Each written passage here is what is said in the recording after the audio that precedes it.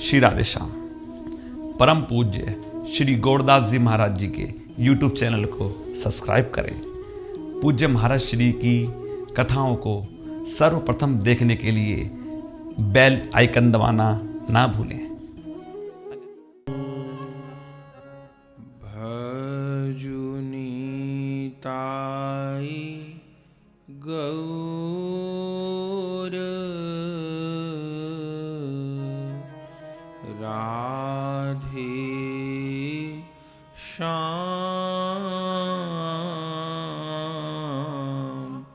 जप हरे कृष्णा हरे राम। गीताई गौर राधे श्याम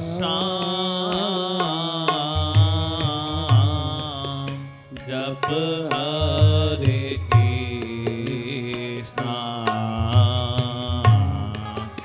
हरे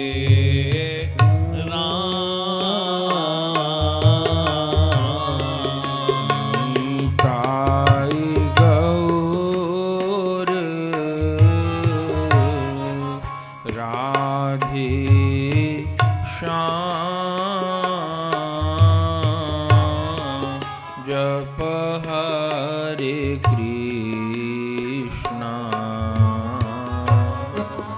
हरे राम। गीताई गौर राधे श्याम जप हरे कृष्णा हरे राम। नीताई गौर राधे श्याम जप हरे कृष्णा हरे राम। नीताई गौर राधे श्याम जप हरे कृष्णा हरे राम। गौरी शंकर सीताराम जय जय जगद गुरु हनुमान। गौरी शंकर सीताराम जय जय जगद गुरु हनुमान।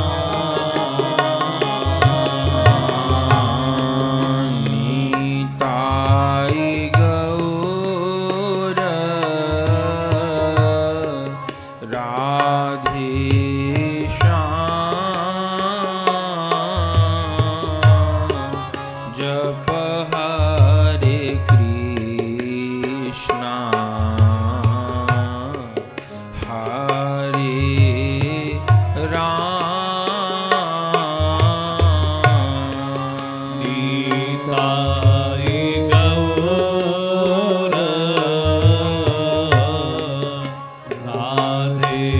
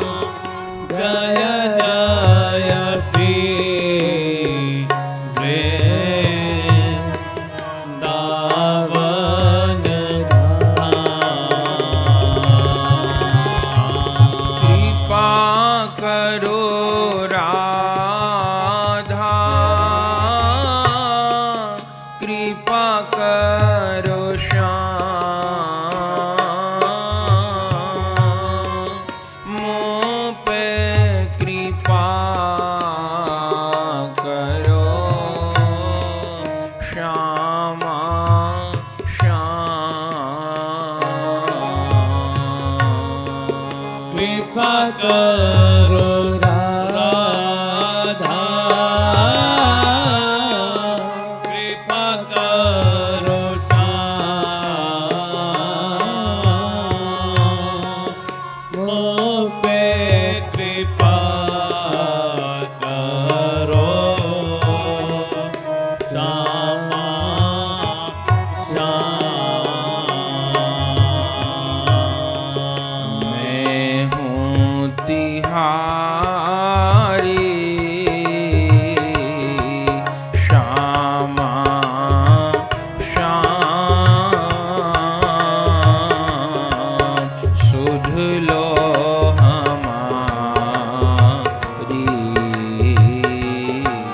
श्यामा श्याम। मैं हूँ तुम्हारी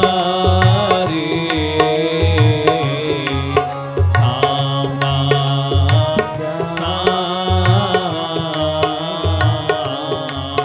सुध लो हमारी श्यामा श्याम।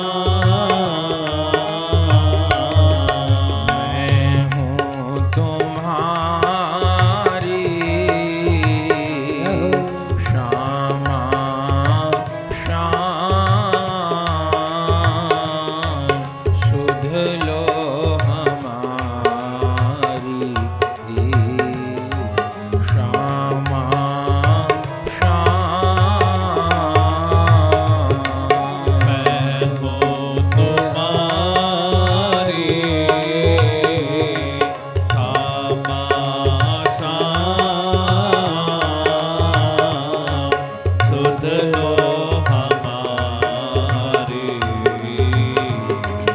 श्यामा श्याम। जय जय श्यामा जय जय श्याम, जय जय वृंदावन धाम। जय जय श्यामा जय जय श्याम, जय जय वृंदावन धाम। जय जय श्यामा जय जय श्याम, जय जय वृंदावन धाम। जय जय श्यामा जय जय श्याम, जय जय वृंदावन धाम। जय जय श्यामा जय जय श्याम, जय जय वृंदावन धाम। जय जय श्यामा जय जय श्याम, जय जय वृंदावन धाम। जय जय श्यामा जय जय श्याम, जय जय वृंदावन धाम। जय जय श्यामा जय जय श्याम, जय जय वृंदावन धाम। भजो राधा भजो श्याम, भजो श्यामा श्याम। भजो रामा भजो श्याम, भजो श्यामा श्याम।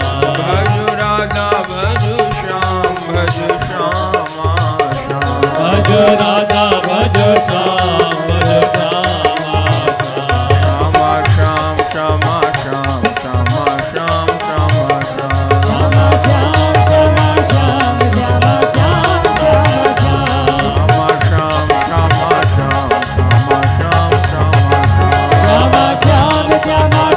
श्यामा श्याम श्यामा श्याम। श्यामा श्याम श्यामा श्याम, श्यामा श्याम श्यामा श्याम, श्यामा श्याम श्यामा श्याम। श्यामा श्याम श्यामा श्याम, श्यामा श्याम श्यामा श्याम। श्यामा श्याम श्यामा श्याम, श्यामा श्याम। श्री राधे श्याम राधे श्याम, राधे श्याम राधे श्याम। राधे श्याम राधे श्याम, राधे श्याम राधे श्याम। श्री राधे श्याम राधे श्याम, राधे श्याम राधे श्याम। राधे श्याम राधे श्याम, राधे श्याम राधे श्याम। श्यामा श्याम श्यामा श्याम, श्यामा श्याम श्यामा श्याम श्यामा श्याम, श्यामा श्याम श्यामा श्याम। राधे श्याम राधे श्याम, राधे श्याम राधे श्याम। श्यामा श्याम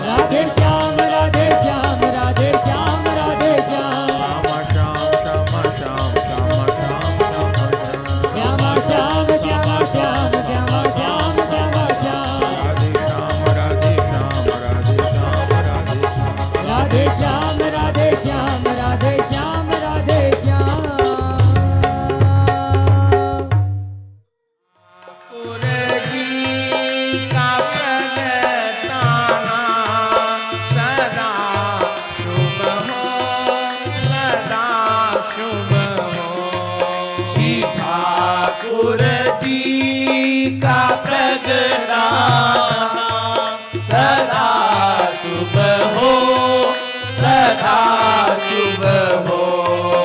महाप्रभु जी का घर आना, महाप्रभु जी का घर आना सदा शुभ भाई हो, सदा शुभ हो।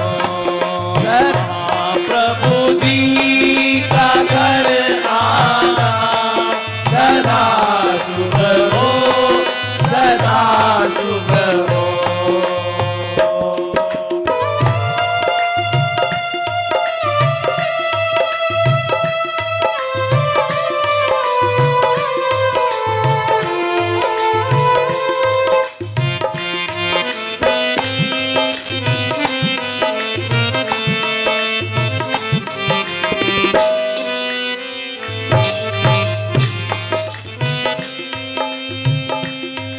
सदा शुभ श्री तिलक हो और सदा शुभ हो गरे कंठी।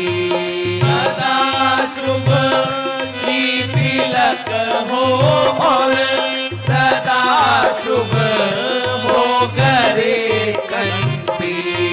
सदा शुभ श्री तिलक हो, सदा शुभ हो गरे कंठी। सदा शुभ श्री तिलक हो, सदा शुभ हो गरे कंठी। सदा शुभ हो गरे कंठी। सदा शुभ हो गरे कंठी। श्री सतगुरु जी का अपनाना, श्री सतगुरु जी का अपनाना, श्री सतगुरु जी का अपनाना। श्री सतगुरु जी का अपनाना सदा सदा शुभ हो। श्री सतगुरु जी का अपनाना सदा शुभ हो, सदा शुभ हो।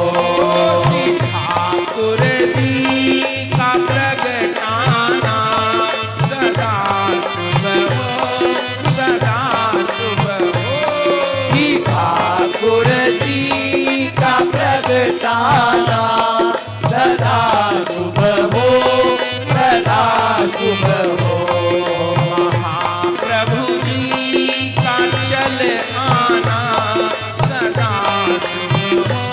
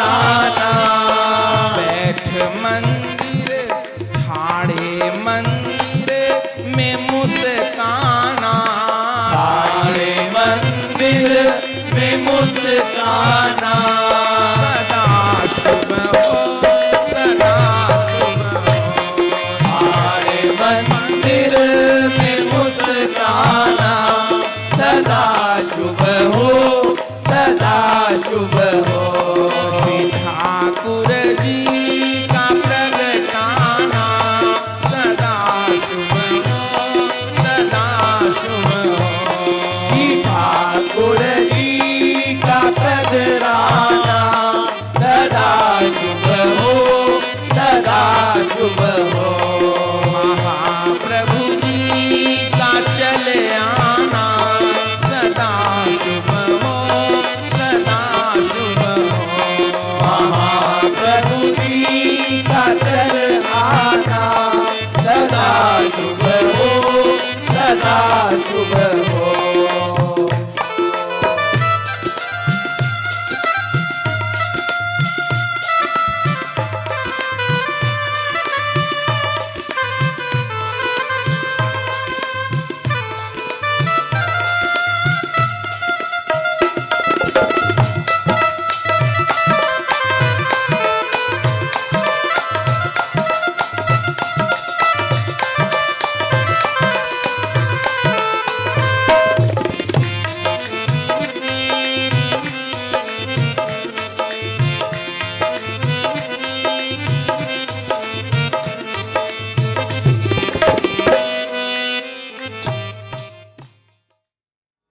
धन्य धन्य पंडित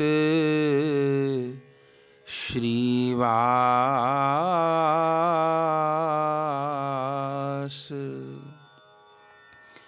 धन्य धन्य पंडित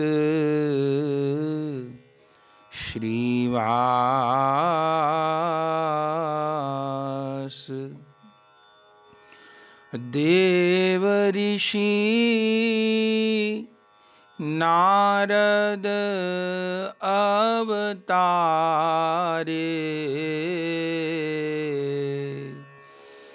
गौर हरि के परिकर खास इनके आंगन गौर हरि ने कीन्हों निज लीला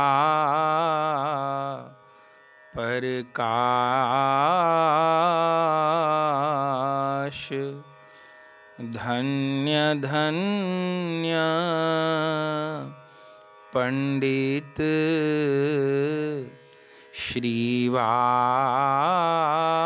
श्रीवास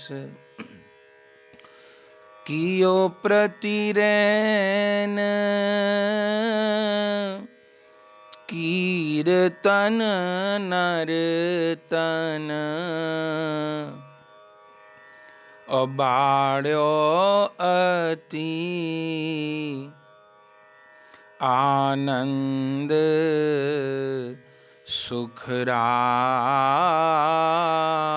सुखरास धन्य धन्य पंडित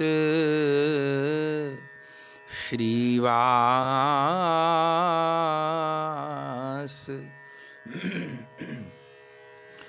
प्रभु निताई बालकवत राखे और दीनों अपने भवन निवास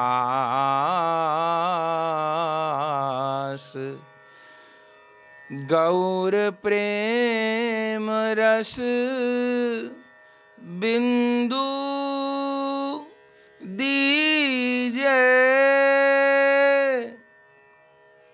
गौर प्रेम रस बिंदु दीजे गौरदास यही करता आस।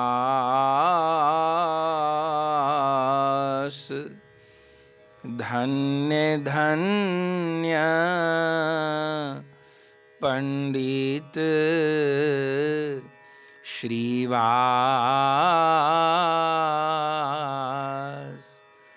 प्रगट भये पंडित श्रीवास।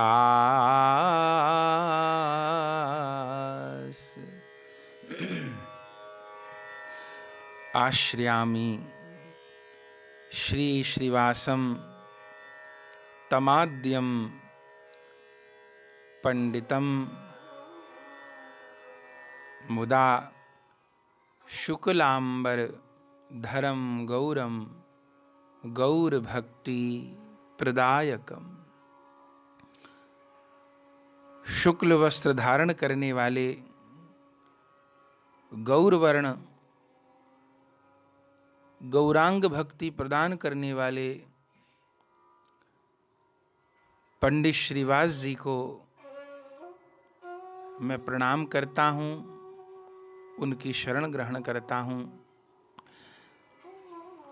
आज ज्येष्ठ कृष्ण दशमी तिथि है। ज्येष्ठ मास में कृष्ण पक्ष की आज दशमी तिथि है और आज कलि पावन अवतार श्री कृष्ण चैतन्य महाप्रभु जी के प्रधान पार्षद श्रीवास पंडित जी का आविर्भाव दिवस है।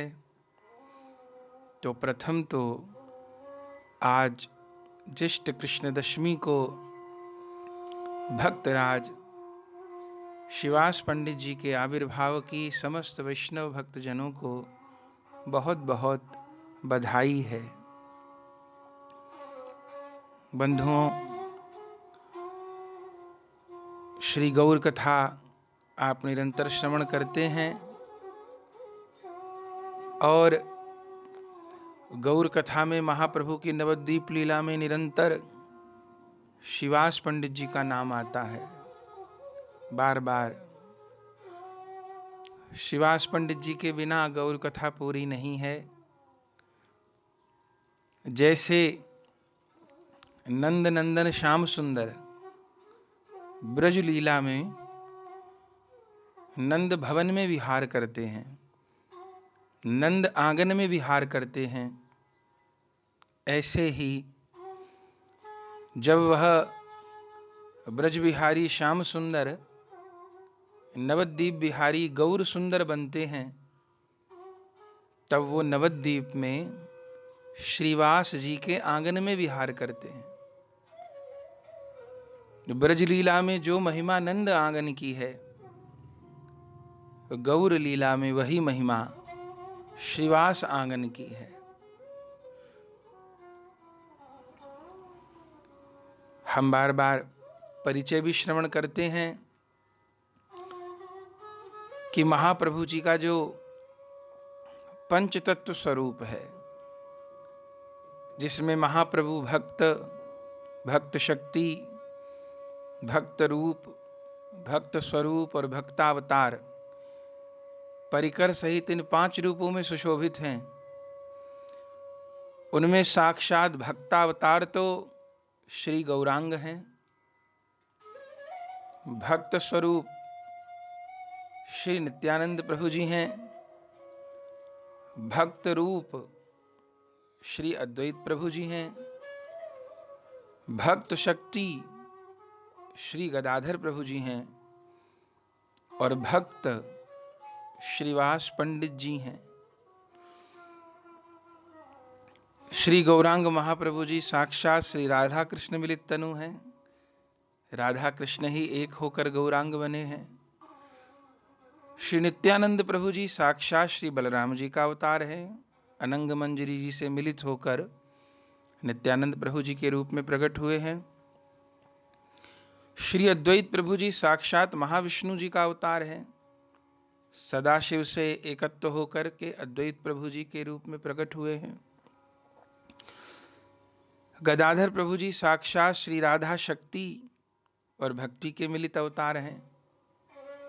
और पंच तत्व में श्रीवास पंडित जी साक्षात श्री नारद जी का अवतार है।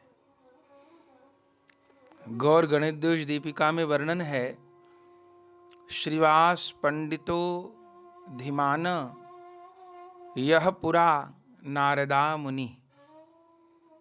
श्रीवास पंडित जी साक्षात नारद जी के अवतार हैं। और श्रीमद् भागवत जी की कथा में हम लोग नारद जी के विषय में श्रवण करते हैं। नारद जी 24 अवतार में आते हैं और 24 अवतार में श्री नारद जी भगवान के मन के अवतार हैं। भगवान सच्चिदानंद विग्रह होते हैं। भगवान के चिन्मय स्वरूप में देह और देही अभेद होता है। हम मनुष्यों में ऐसा नहीं होता। हम मनुष्यों में हमारी देह तो नश्वर होती है और जो देही है आत्मा वो शाश्वत है, अविनाशी है। लेकिन भगवान में ऐसा देही और देह का भेद नहीं होता। भगवान के केश भी भगवान हैं। भगवान के हस्त कमल की उंगली भी भगवान है। भगवान के नख भी भगवान है। भगवान के वस्त्र भी भगवान है। भगवान का मन भी भगवान है। भगवान संपूर्ण सच्चिदानंदमय होते हैं। तो नारद जी को भी अवतार माना गया है और नारद जी भगवान के मन के अवतार हैं। इसीलिए प्राय पुराणों में हम देखते हैं, अनेक बार नारद जी की किसी लीला को देख करके किसी किसी के मन में संशय भी हो जाता है कि नारद जी कैसी अट्टपट्ट बात करते हैं।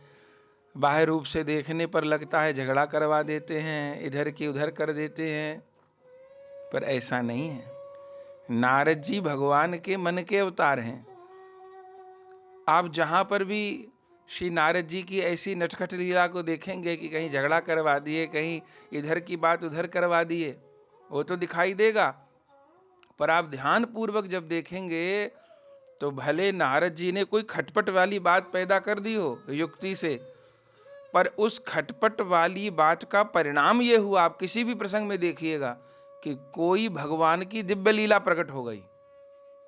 और वह दिव्य लीला ऐसी प्रकट हुई जो भक्तों के हृदय को बहुत सुख देने वाली थी, बहुत बड़ी शिक्षा देने वाली थी, जगत का कल्याण करने वाली थी।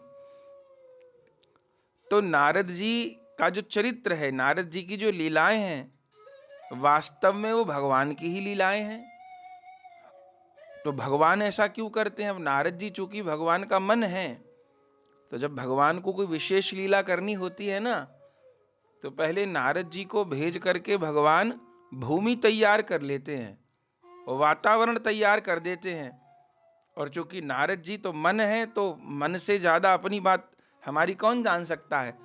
तो नारद जी जाकर आधार बना लेते हैं, धरातल बना लेते हैं, और फिर सुंदर रूप में भगवत लीला फलीभूत होती है। तो जैसे पौराणिक लीलाओं में श्री नारद जी भगवान की लीला के लिए आधार प्रस्तुत करते हैं, वही श्री नारद जी, वही ब्रह्मा जी के मानस पुत्र देव ऋषि नारद जी गौरांग लीला में, चूंकि प्रायः श्री रामलीला के समस्त परिकर और ब्रज लीला के तो समस्त परिकर है ही, दोनों लीलाओं के समस्त परिकर गौरांग लीला में अवतरित हुए हैं प्रायः। तो नारद जी कैसे गौर लीला का आस्वादन करने से रह जाते, जब स्वयं हनुमान जी गौर लीला में मुरारी गुप्त जी के रूप में प्रकट होकर गौर लीला का आस्वादन करते हैं। तो वही नारद जी गौरांग लीला में श्रीवास पंडितो धीमाना यह पुरा नारदा मुनि। श्रीवास पंडित जी के रूप में देवऋषि नारद जी प्रकट हुए। कब प्रकट हुए? आज के दिन ज्येष्ठ कृष्ण दशमी को प्रकट हुए। श्रीहट्ट में आपका प्रागट्य हुआ है। आपके पिता श्री जलधर मिश्र जी वैदिक पंडित थे। इन जलधर मिश्र जी के यहाँ ही श्रीहट्ट में ही शिवाजी जी का प्रादुर्भाव हुआ। आपके और भी 5 भाई थे। उनमें श्री नलिन, श्री राम, श्रीपति, श्रीनिधि, ये भी आपके और 5 भाई हैं, सब भगवत भक्त प्रेमी। उनमें श्रीवास पंडित जी सबसे मुख्य हैं। तो श्रीवास पंडित जी का प्रादुर्भाव श्रीहट्ट में हुआ था। लेकिन गौर कथा में हम लोग सुनते हैं कि उस काल में जो नवद्वीप था वो विद्या का एक प्रधान केंद्र था, और जितने भी पंडितों को, विशिष्ट जनों को विशेष विद्या ग्रहण करनी होती थी तो वे सब नवद्वीप आते थे, वास कर लेते थे, भवन का निर्माण कर लेते थे, क्योंकि वहाँ स्वयं अध्ययन करने की और अध्यापन की बहुत अधिक संभावनाएं थी। तो श्रीवास पंडित जी भी, उनके पिता ही आ गए थे अपने पुत्रों के विद्या अध्ययन को लेकर के, और श्रीहट्ट से फिर जिस समय महाप्रभु जी के पूर्वज पधारे नवद्वीप, उन दिनों श्रीवास जी के पिताजी जलधर मिश्र जी भी अपने पुत्र को लेकर सदा के लिए श्री नवद्वीप आ गए। तो इसलिए श्रीवास पंडित जी नवद्वीप में ही वास करते हैं। आप परम विद्वान हैं, और क्यों न हो, साक्षात नारद जी हैं। और भी एक बड़ा सुंदर संयोग है कि ज्येष्ठ मास में कृष्ण पक्ष की दशमी को तो श्रीवास पंडित जी का आविर्भाव है, और अभी 8 दिन पहले जो द्वितीया गई है, माने ज्येष्ठ मास में कृष्ण पक्ष की द्वितीया तिथि को, दौज को, श्री नारद जी का आविर्भाव है। श्री नारद जी की जयंती होती है 8 दिन पहले, ज्येष्ठ कृष्ण द्वितीया को, और ज्येष्ठ कृष्ण दशमी को श्रीवास पंडित जी की आविर्भाव तिथि होती है। तो विद्याध्ययन किए, परम पंडित हुए, और फिर युवा अवस्था में परम भागवत मालिनी देवी जी से आपका विवाह हुआ। और वह मालिनी देवी जी परम भागवत थी, श्रीवास पंडित जी परम भागवत। आपके यहाँ पर निरंतर संकीर्तन होता था, भक्त लोग जुटते थे अद्वैत प्रभु जी के साथ में, हरिदास ठाकुर जी के साथ में। उस समय के जो महान महान वैष्णव थे, उन सब से आपका अत्यंत प्रेम था। और श्री कृष्ण को गोलोक से गौरांग बनने के लिए विवश करने वाले प्रथम आचार्य तो अद्वैत प्रभु जी हैं। गौर कथा में आप सब सुनते हैं कि अद्वैत प्रभु जी गंगा जी के तट पर गंगा जल तुलसी दल से शालिग्राम भगवान का पूजन अर्चन किए और रो रो कर पुकारे, अवतार लो अवतार लो। तो अद्वैत प्रभु जी तो मुख्य कारक हैं गौरांग अवतार के, लेकिन अद्वैत प्रभु जी के बाद अगर किसी की प्रबल पुकार है गौर के अवतार के लिए तो वो श्रीवास जी हैं। श्रीवास जी को उस समय के भारत की दशा देख करके बड़ी बड़ी मन को ग्लानि होती थी, जो कि गौर कथा में हम लोग सुनते हैं। यवनों का राज था, यवन लोगों का आतंक पूरे भारत में फैला हुआ था, हिंदू लोगों को मारा जा रहा था, चोटी जनेऊ काटे जा रहे थे, हिंदू बहु बेटियों को सड़क पर बेइज्जत किया जाता था, मंदिर तोड़े जा रहे थे, गो हत्या होती थी। ये यवन लोगों का आतंक इतना बड़ा था कि हिंदू लोग जिस तुलसी जी के बिरवे की पौधे की पूजा करते थे, उस तुलसी जी के बिरवे पर मलमूत्र त्याग देते थे, मंदिरों को शुद्ध कर देते थे। और श्रीवास पंडित जी जब सुनते थे और जब देखते थे इन बातों को तो प्राण रो उठते थे। तो अद्वैत प्रभु जी तो पुकारते थे उनकी पुकार को और सबल जिसने बनाया है वो शिवास पंडित जी हैं। रो रो कर प्रभु को पुकारते, हे नंद नंदन, हे श्री कृष्ण। ऐसे तो श्रीमद् भागवत में लिखा है कि कल की रूप में आप तब अवतार लेंगे जब कलयुग के केवल 800 वर्ष शेष रह जाएंगे। जब घोर कलयुग होगा और 800 वर्ष बाकी रहेंगे, तब आप घोड़े पर चढ़कर आएंगे, तलवार से सबका सिर काटेंगे। पर अभी तो कलयुग को आए 5000 वर्ष भी पूरे नहीं हुए और आतंक, पाप, अपराध, अधर्म ऐसा बढ़ गया है कि जैसे चौथा चरण आ गया हो कलयुग का। हे प्रभु, आपके उस कल की अवतार लेने में तो भी बहुत समय है, पर जैसा अधर्म बढ़ गया है, लग रहा है देख करके धर्मात्मा लोग जीवित नहीं रह पाएंगे। अब वैष्णवता समाप्त हो जाएगी। ये यवन लोग, ये गो हत्यारे सनातन धर्म को मूल सहित नष्ट करने पर पूरी तरह से लगे हुए हैं। रोते थे, रात दिन रोते थे। उधर अद्वैत प्रभु जी रोते थे, इधर शिवास पंडित जी विलाप करते थे। अपने घर में जो विराजमान शालिग्राम भगवान थे, दामोदर भगवान थे, उनकी सेवा करते थे, विलाप करते थे, पुकारते थे। और बंधुओं, मुख्य रूप से इन श्री अद्वैत प्रभु जी की और श्रीवास पंडित जी की पुकार ही गोलोक में पहुंची है। और तब गोलोक बिहारी श्याम सुंदर, जो राधा रानी के प्रेम का आस्वादन करने के लिए धराधाम पर अवतरित तो होना चाहते थे, लेकिन हो जाएंगे तब हो जाएंगे तब हो जाएंगे, शायद ऐसा सोचते हो। पर अद्वैत प्रभु जी की हुंकार ने और श्री वास पंडित जी की पुकार ने तत्क्षण श्री कृष्ण को श्री कृष्ण चैतन्य बनने के लिए विवश कर दिया। और परिणाम ये हुआ कि फिर विक्रमी संवत 1542 में फाल्गुन शुक्ल पूर्णिमा के दिन, होली के दिन, गोरो रंग चढ़ गयो कारे पे, प्यारी की जीत भई प्यारे पे, राधा कृष्ण एक देह धरी, अप्रगट भये मेरे गौर हरि। बाजे बधाई रंग भरी, प्रगटे हमारे गौर हरि। महाप्रभु जी का आविर्भाव हुआ, बस फिर क्या कहना, आनंद हो गया। श्री अद्वैत प्रभु जी दर्शन करने को गए, श्रीवास पंडित जी दर्शन करने को गए। शची मैया गोद में लाला को लेकर बैठी हैं।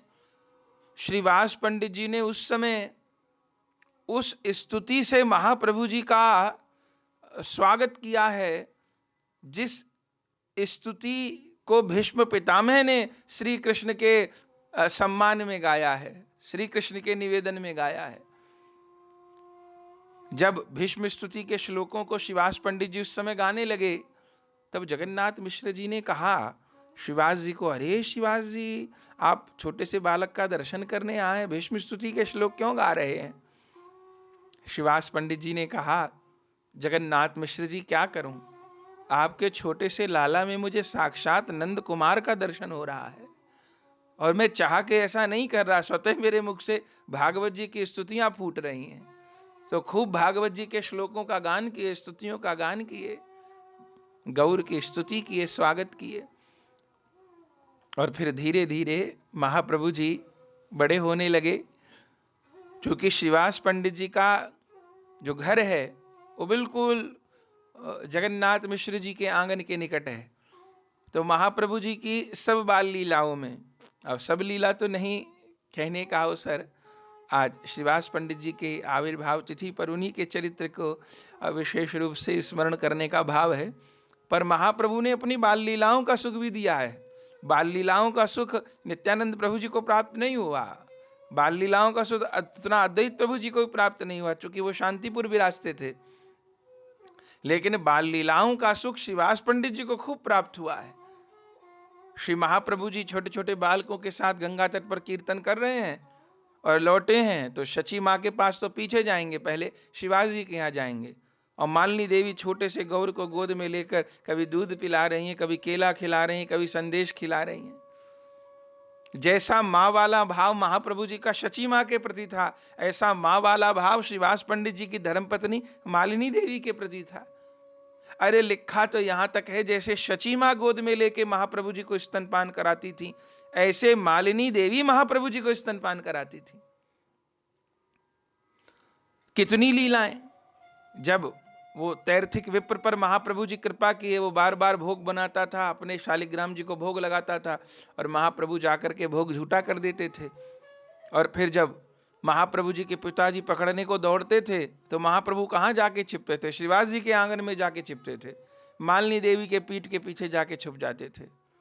और मालिनी देवी जगन्नाथ मिश्र जी को कह देती महाप्रभु जी के पिताजी को कि कोई नहीं आया। कितना कितना बाल लीला सुख प्रदान किया।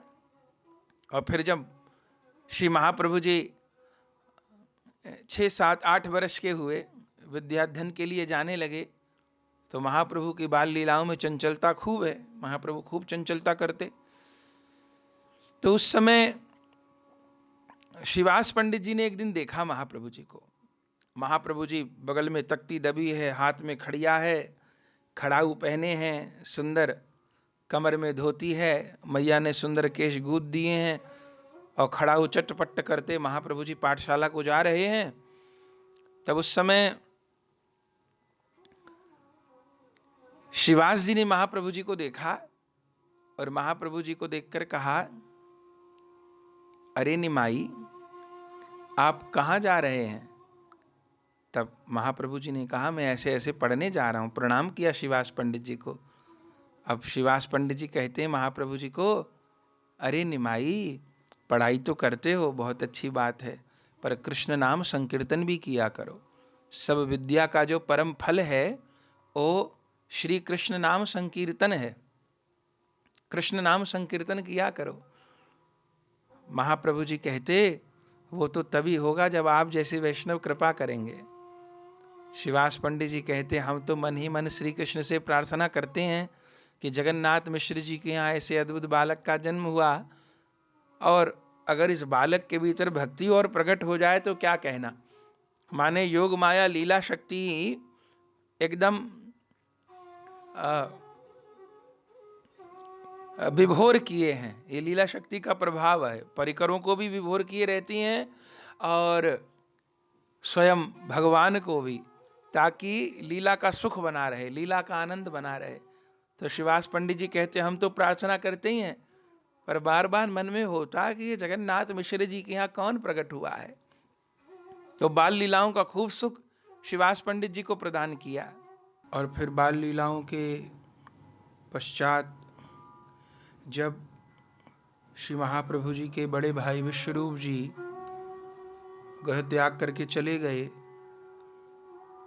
और जिस समय महाप्रभु जी केवल 10 वर्ष की आयु के थे, उस समय महाप्रभु जी के पिता श्री जगन्नाथ मिश्र जी महाराज अपने शरीर का त्याग करते हैं।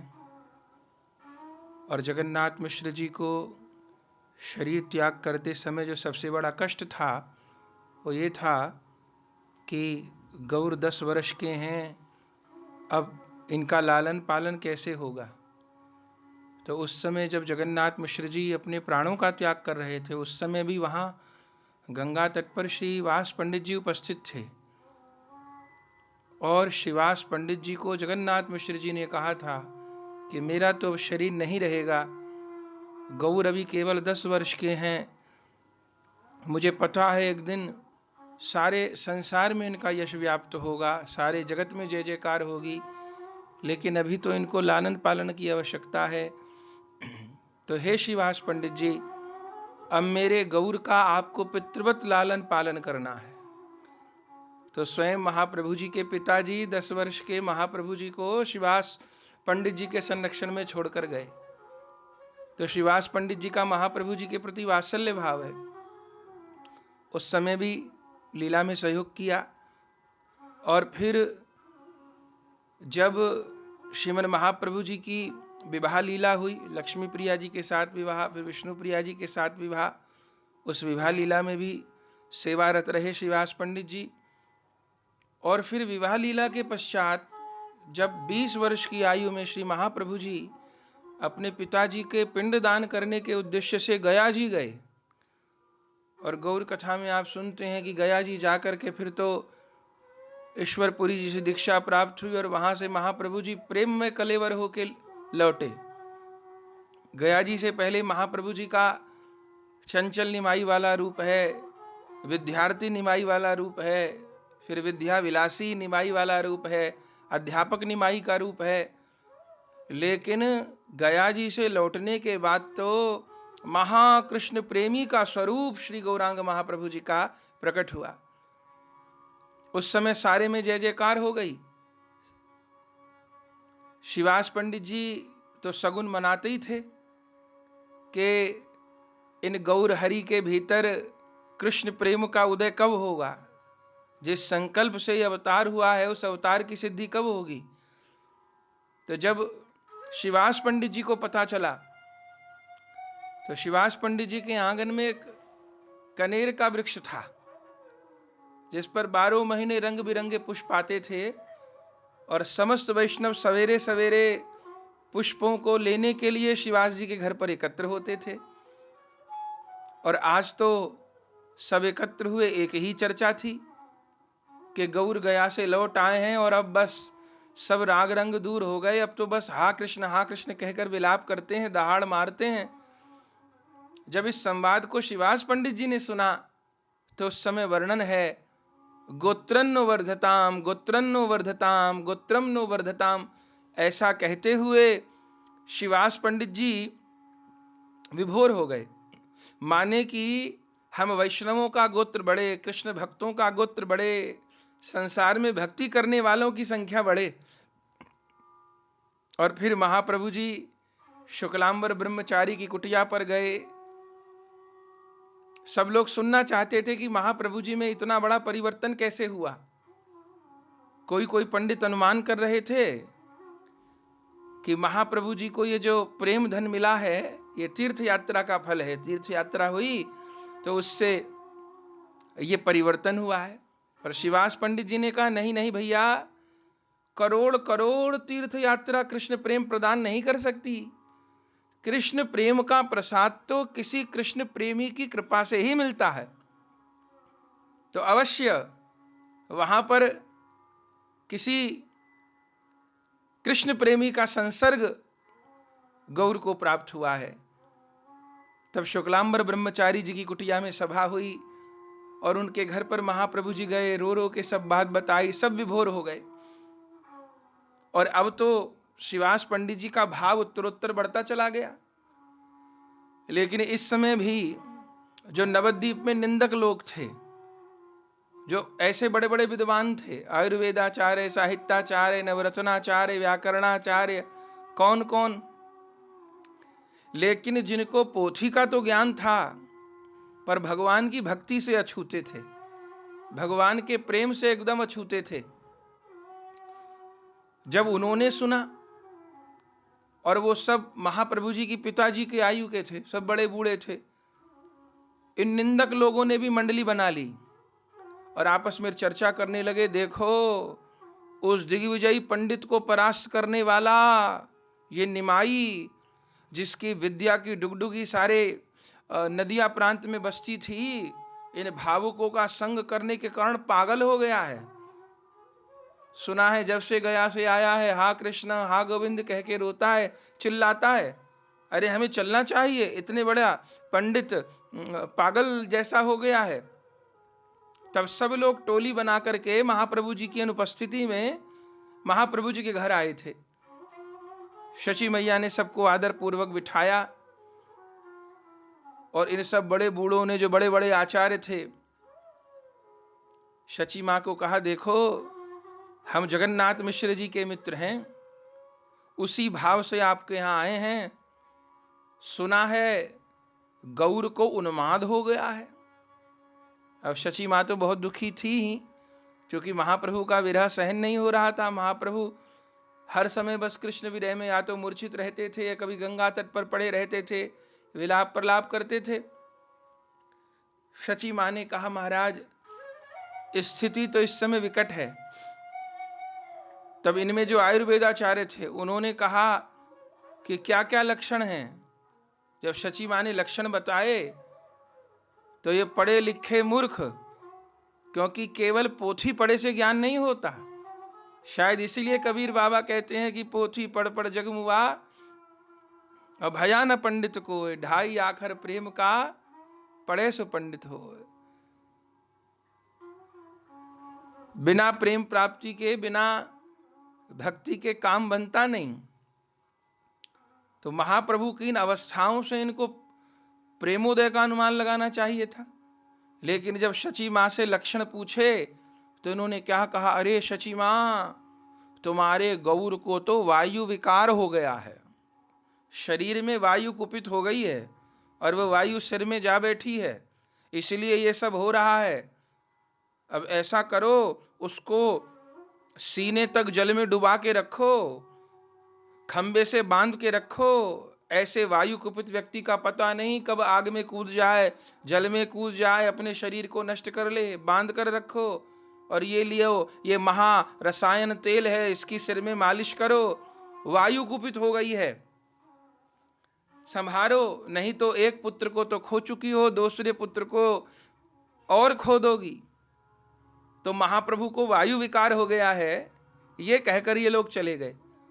शची मां तो वैसे नहीं समझ पा रही थी, अब ये पढ़े लिखे लोग और उल्टी बात पढ़ा गए, तो शची मां रोने लगी। इतनी देर में महाप्रभु जी आ गए, तो महाप्रभु जी को गले लगाकर रोने लगी, अरे मेरे गौर को क्या हो गया, मैं नहीं समझ पा रहा। तब शची मां के रोने की आवाज सुन करके थोड़ी देर बाद शिवास पंडित जी आए और पूछा शची मां से क्या हुआ। जब पता चला कि ऐसे ऐसे वो पढ़े लिखे गणमान्य लोग आए थे नवद्वीप के और कह गए कि गौर को वायु विकार हो गया है, वायु कुपित हो गई है, क्या करा जाए। तब श्रीवास जी ने शची मां को समझाया। उस समय भी लीला में प्रधान रूप में श्रीवास जी की, ये सब गौर कथा में हम लोग प्रसंग सुनते हैं, पर अभी श्रीवास जी की लीलाओं को संक्षेप में स्मरण कर रहे हैं उनकी आविर्भाव तिथि पर। उस समय शची मां नहीं समझ पा रही थी और बरगलाने वाले लोग बरगला गए थे। तब श्रीवास जी ने शची मां को समझाया, मां उन लोगों की बात में नहीं आओ, ये कोई वायु विकार नहीं है, ये कोई उन्माद नहीं है। जो गौर को हुआ है, इस होने के लिए तो बड़े बड़े तरसा करते हैं। मां इसको भगवत प्रेम कहते हैं, इसको कृष्ण प्रेम कहते हैं। जिस प्रेम को पाने के लिए ब्रह्मा जी, शंकर जी, सनकादिक ललायित रहते हैं, वो धन आपके पुत्र को प्राप्त हुआ है। वो पूरा संवाद है। गौर कथा में तो बहुत विस्तार से इस विषय को सुनते हैं। जो तुमको हुआ है न सबको हुआ है, फिर कैसे ये समझे तुम्हें क्या हुआ है, वर्णन किया। अब महाप्रभु जी को तो सांत्वना मिल गई, लेकिन शची मां नहीं समझ पाई शिवास जी की गूढ़ बातों को। तब शची मां ने कहा, शिवास जी, मेरे पति शरीर छोड़ने से पहले आपके सुपुर्द गौर को करके गए थे, अब देखो मेरे गौर को क्या हो गया, तो आप बताइए मेरा गौर स्वस्थ कैसे होगा। तब उस समय शिवास जी ने कहा था, शची मां, ऐसे तो गौर स्वस्थ हैं, पर अभी प्रगट में जो लीला कर रहे हैं, इसका यदि आप समाधान उपाय चाहते हो तो क्या उपाय है। बोले, एक उपाय है, हमारे घर पर गौर को संकीर्तन करने के लिए भेजो। इस रोग का एक ही उपाय है, श्री कृष्ण नाम संकीर्तन। तो आप आज्ञा दो, गौर प्रति संध्या को घर पर पधारें और नाम कीर्तन हो। और उस समय शची मां ने आज्ञा दी है। और बंधुओं, तब प्रथम महाप्रभु जी का संकीर्तन कहां हुआ है, प्रथम किसका आंगन धन्य हुआ। अभी प्रारंभ में हम सुन चुके कि ब्रज लीला में जो नंद आंगन का महत्व है, गौरांग लीला में वही महत्व श्रीवास आंगन का है। तब प्रथम वो तिथि थी माघ शुक्ल एकादशी की, जब महाप्रभु जी अपने परिकर के साथ में शिवास जी के आंगन में पधारे। ओहो, और वह दिव्य कीर्तन प्रारंभ हुआ। अद्भुत अद्भुत अद्भुत, जिसके लिए शब्द नहीं। दिव्य कीर्तन प्रारंभ हुआ और वह कीर्तन प्रत्येक रात्रि को होता था। महाप्रभु जी का कीर्तन संध्या को प्रारंभ होता था और संध्या से लेकर पूरी रात्रि पर्यंत भोर तक होता था। बड़भागी भक्त उसमें पधारते थे। पर धन्य महाप्रभु जी के सामर्थ्य, सारे दिन तो वैष्णव लोग चूंकि प्राय ग्रस्त थे, अपने गृह कार्यों में रहते थे, और संध्या होते ही सब श्रीवास जी के आंगन में पहुंच जाते थे। सारी रात नाम संकीर्तन होता था, सत्संग होता था, कोई सोता नहीं था, पर पूरी रात जागने के बाद भी सब लोग दिन में स्वस्थ रहते थे। ऐसा महाप्रभु जी का कृपा आवेश। और उस दिन से तो श्रीवास जी के आंगन में कीर्तन होने लगा। और फिर जब नवद्वीप में श्री नित्यानंद प्रभु जी का आगमन हुआ, तब नित्यानंद प्रभु जी के साथ महाप्रभु जी का जो दिव्य कीर्तन हुआ है, उसको क्या कहा जाए। आज भी नवद्वीप में श्रीवास जी का आंगन है समाजवाड़ी के निकट। आज भी वहां दर्शन करिए तो महाप्रभु जी के चरण छपे हुए हैं। एक चरण तो सीधा छपा है आंगन में, वो शिला है, और एक चरण ऐसे नित्य की मुद्रा में छपा है। श्रीमन महाप्रभु जी ने ऐसा नित्य किया है कि आंगन में प्रेमावेश में महाप्रभु जी के चरण चिन्ह छप गए हैं। आज भी वो श्रीवास आंगन है। और आप वहां जाइए तो अभी कितना अंश तो लुप्त हो गया है, पर जो है अभी वर्तमान में शेष, काले पत्थर का फर्श है और उसमें मोटे मोटे खंबे लगे हुए हैं। आज भी आप जाइए संध्या समय तो आप देखेंगे सब मंदिरों में तो सुबह झाड़ू पोता होता है ना, सुबह ही समय है, पर वहां आज भी संध्या समय झाड़ू पोता होता है। पोता लगाया जाता है, इत्र का छिड़काव होता है, और वो जो चौक है चारों तरफ खंबे पर रस्सी बांध करके उस आंगन को सुरक्षित कर दिया जाता है कि अब कोई पैर न रखे। क्यों? भाव ये है संध्या समय पोता लगाने का, फिर आंगन में कोई पैर नहीं रखेगा, माला चंदन रखा जाता है, खोल करताल रखा जाता है। भाव क्या होता है?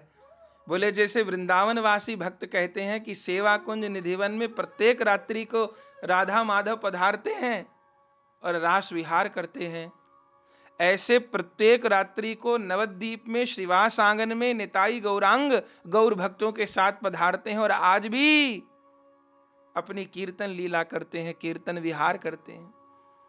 बंधुओं, जैसे हमारे वृंदावन में आज भी सेवा कुंज निधिवन में वंशी सुनाई देती है बड़भागियों को, गोपियों की, सखी मंजरियों की, राधा रानी की, नूपुर की ध्वनि सुनाई देती है, ऐसे नवद्वीप धाम में आज भी बड़भागियों को श्रीवास जी के आंगन से कीर्तन की ध्वनि सुनाई देती है, नाम की ध्वनि सुनाई देती है। तो उस बड़भागी लीला का साक्षी श्रीवास जी का आंगन आज भी विराजमान है। महाप्रभु जी ने अपनी संपूर्ण नवद्वीप लीला में किसी के घर कीर्तन किया है तो वो श्रीवास जी हैं, इसलिए उनको श्रीवास आग्नेय नटुआ कहा जाता है। और जब श्री नित्यानंद प्रभु जी से मिलना हुआ, नित्यानंद प्रभु जी पधारे नवद्वीप में, गौर कथा में हम सुनते हैं, तो महाप्रभु जी नित्यानंद प्रभु जी को अपने घर ले जाना चाहते थे कि अब नित्यानंद प्रभु जी महाप्रभु के साथ रहेंगे। नित्यानंद प्रभु जी रह भी जाते, लेकिन चूंकि महाप्रभु जी के घर में विष्णु प्रिया जी हैं, और विष्णु प्रिया जी साक्षात सत्यभामा हैं और नित्यानंद प्रभु जी बलराम हैं, तो विष्णु प्रिया जी के पूर्व संबंध से जेठ लगते हैं और इस गौरलीला में भी बड़े लगते हैं। तो विष्णु प्रिया जी को नित्यानंद प्रभु जी संकोच रहता है, नित्यानंद प्रभु जी को भी रहता है। तो महाप्रभु जी के कहने पर भी नित्यानंद प्रभु जी महाप्रभु जी के निवास स्थान पर नहीं रुके। फिर महाप्रभु जी ने कहा नित्यानंद प्रभु जी को, तो आप कहाँ निवास करेंगे, कहीं ना कहीं तो रहना होगा ना। सब भक्त खड़े थे। महाप्रभु जी ने नित्यानंद प्रभु जी को कहा, इतने भक्त हैं, प्राय सब ग्रस्त हैं, आप अपने आप चुन लीजिए किसके यहां रहेंगे। तब इतने भक्त खड़े थे, उन सब भक्तों में किसके ऊपर नित्यानंद प्रभु जी की दृष्टि ठहरी? इतने भक्तों में नित्यानंद प्रभु जी ने श्रीवास पंडित जी की तरफ उंगली उठाकर कहा कि मैं इन विप्र देवता के घर पर निवास करूंगा। श्रीवास पंडित जी तो भाव में विभोर हो गए। तो बंधुओं, गौर कृपा तो प्राप्त हुई, नित्यानंद प्रभु जी की कृपा प्राप्त हुई। श्री नित्यानंद प्रभु जी महाप्रभु की नवद्वीप लीला में श्रीवास पंडित जी के घर पर विराजमान रहे हैं। और जैसा गौर के प्रति श्रीवास पंडित जी और उनकी पत्नी मालिनी देवी का वात्सल्य, ऐसा ही वात्सल्य श्री नित्यानंद प्रभु जी के प्रति चैतन्य भागवत में तो यहां तक लिखा है, कि जब नित्यानंद प्रभु जी पहुंचे श्रीवास पंडित जी के आंगन में, तो श्रीवास पंडित जी की पत्नी मालिनी देवी नित्यानंद प्रभु जी को देखकर इतना वात्सल्य उमड़ा कि नित्यानंद प्रभु जी को गोद में लेकर छोटे शिशु की तरह स्तनपान कराया, अपना दूध पिलाया। ऐसा वात्सल्य नित्यानंद प्रभु जी के प्रति है, गौर के प्रति है। तो नित्यानंद प्रभु जी की संपूर्ण नवद्वीप लीला श्रीवास पंडित जी के आंगन में ही संपन्न भई।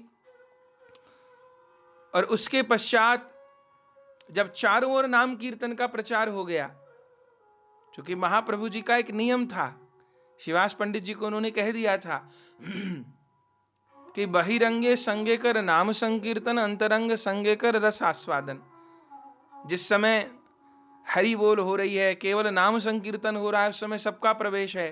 पर जिस समय लीला कीर्तन हो रहा है, आस्वादन हो रहा है विशेष रूप में, उस समय अंतरंग जन ही होंगे। तो रात्रि के समय एक समय तक तो द्वार खुला रहता था, उस समय के भीतर जो भक्त आ गए फिर द्वार बंद हो गया, फिर द्वार नहीं खुलता था और फिर भीतर आनंद होता था। अब जो निंदक लोग थे, अब निंदक तो हर युग में होते हैं और सब समय उपस्थित होते हैं। तो जब निंदकों को पता चला अरे श्रीवास दरवाजा बंद रखते हैं, अब और निंदा करने लगे। अरे कीर्तन में, कथा में दरवाजा बंद करने की क्या जरूरत है? ये लोग व्यभिचार करते हैं, पापाचार करते हैं, तब तो दरवाजा बंद करते हैं। श्रीवास पंडित जी ने बात सुनी तो महाप्रभु को कही। महाप्रभु ने कहा चलो दरवाजा खोल लिया करो। और दरवाजा खोल के कीर्तन होने लगा। तब निंदकों ने कहा पूरी रात सोते नहीं, दरवाजा खोल के कीर्तन करते हैं, चीखते हैं, चिल्लाते हैं, हरि बोल कृष्ण हे कहते हुए न सोते हैं, न सोने देते हैं, न खाते हैं, न खाने देते हैं। रामा कृष्णा गोविंदे खा बंदे न सो बंदे, ये तो रात दिन यही करते हैं। तब फिर श्रीवास जी ने कहा, महाप्रभु ने कहा देखो श्रीवास जी, इतना ध्यान दोगे जगत के ऊपर तो साधना होगी नहीं। जिसका जैसा स्वभाव है वो वैसी बात करेगा। अपने को अपनी साधना की तरफ, अपने लक्ष्य की तरफ देखना है। तब फिर अपनी तरंग में कीर्तन होने लगा। उसके बाद भी निंदक लोग नहीं माने, श्रीवास पंडित जी को बदनाम करने का पूरा प्रयास किया। एक चापाल गोपाल नाम का एक दुष्ट व्यक्ति रहता था। देखा कि श्रीवास पंडित जी की प्रतिष्ठा बढ़ती जा रही है, रात के समय कीर्तन हो रहा था और छिप करके अंधेरे में श्रीवास पंडित जी के मुख्य द्वार पर वो मांस, सिंदूर, देवी काली पूजा का और सामान डाल गया। और जब सुबह लोग उठे तो देखा कि कुछ सामान ऐसा पड़ा हुआ है जो तामसिक तांत्रिक पूजाओं में काम आता है। तब वो दुष्ट लोग हल्ला मचाने लगे, देखो ये श्रीवास बड़ा वैष्णव बनता है, कहते हैं कीर्तन करते हैं, अरे देखो इनके दरवाजे पर ये तामसिक वस्तुएं पड़ी हैं, ये लोग तंत्र मंत्र करते हैं, टोटका करते हैं, बलि देते हैं, मांस खाते हैं। बदनामी करनी शुरू की, लेकिन झूठ के पांव नहीं होते हैं, बात टिकी नहीं। फिर जब श्रीवास पंडित जी सवेरे उठे, देखा कि सब गंदगी पड़ी है, गंगा जल डालकर सब साफ कर दी। महाप्रभु को कहा, महाप्रभु ने कहा कोई बात नहीं। फिर भी श्रीवास पंडित जी के आंगन में कीर्तन होता रहा। एक बार तो फिर ये दुष्ट लोग एकत्र हुए और श्रीवास पंडित जी सवेरे जब गंगा स्नान को गए, तब इन दुष्ट लोगों ने श्रीवास जी को घेर लिया। अरे श्रीवास, ये रात भर तेरे यहां क्या होता है? श्रीवास जी ने कहा, महाप्रभु जी पधारते हैं, नित्यानंद प्रभु जी पधारते, हरि नाम संकीर्तन होता है। अरे ये सब नहीं चलेगा, तूने ही गौर को प्रश्रय दिया है, तेरे यहां ही वैष्णवों की धमा चौकड़ी मचती है। रात रात भर सोते नहीं हो, जागते हो, तंत्र मंत्र करते हो, मान जाओ। हमने तुम्हारी शिकायत मुस्लिम नवाब को कर दी है, मुगल नवाब को कर दी है, काजी को शिकायत कर दी। अब जल्दी उसकी सेना आने वाली है और सब वैष्णवों को मारा जाएगा, धर्मांतरण किया जाएगा और तुम्हारे उस निमाई पंडित को, उस गौरांग को भी पकड़ा जाएगा, नित्यानंद को भी पकड़ा जाएगा। जब नवद्वीप के जो गणमान्य निंदक लोग थे, जब श्रीवास जी को ऐसे धमकाने लगे, श्रीवास जी ने जवाब तो कुछ नहीं दिया। गंगा जी स्नान करके आए और देखा इतने लोग ऐसी ऐसी बात कर रहे हैं, तो मन में भय हो गया। तब उस समय स्नान करके आए और मन में अपना भय नहीं कि मुझे कोई मारे, इस बात, क्योंकि वात्सल्य है ना निताई गौरांग के प्रति, मन में ये भय, अरे मेरे महाप्रभु जी को कोई कुछ ना कहे, मेरे नित्यानंद प्रभु जी को कोई कुछ ना कहे, कहीं मुगलों की सेना आ गई तो क्या होगा। स्नान करके आए, सवेरे घर में पहुंचे और उस समय अपने ठाकुर जी को स्नान कराए और स्नान करा के नरसिंह कवच का पाठ करने लगे, नरसिंह भगवान की स्तुति करने लगे। हे नरसिंह, आप तो वैष्णवों के रक्षक हो, वैष्णवों की रक्षा करो, मेरे गौर हरि की रक्षा करो, उनका कोई भी अमंगल न हो। ये कह रहे हैं कि मुगलों की सेना आ रही है। तो जब शिवास पंडित जी ध्यान मग्न होकर के नरसिंहाय नमः, नरसिंहाय नमः, नरसिंहाय नमः ऐसी स्तुति करने लगे, पाठ करने लगे, तो महाप्रभु जी तो उस समय अपने घर थे। शिवास पंडित जी अपने घर पर स्तुति कर रहे हैं नरसिंह भगवान की, और महाप्रभु जी अपने घर पे हैं, सची आंगन में हैं। उस स्तुति को सुनते ही महाप्रभु जी को नरसिंह आवेश हो गया और मुई से ही मुई से ही मुई से ही कहते हुए भागे और भाग करके सीधा शिवास पंडित जी के आंगन में, और सीधा पहुंच करके शिवास पंडित जी के घर में जो मंदिर था और मंदिर में जो विष्णु सिंहासन था, महाप्रभु जी वहां जाकर के बैठ गए।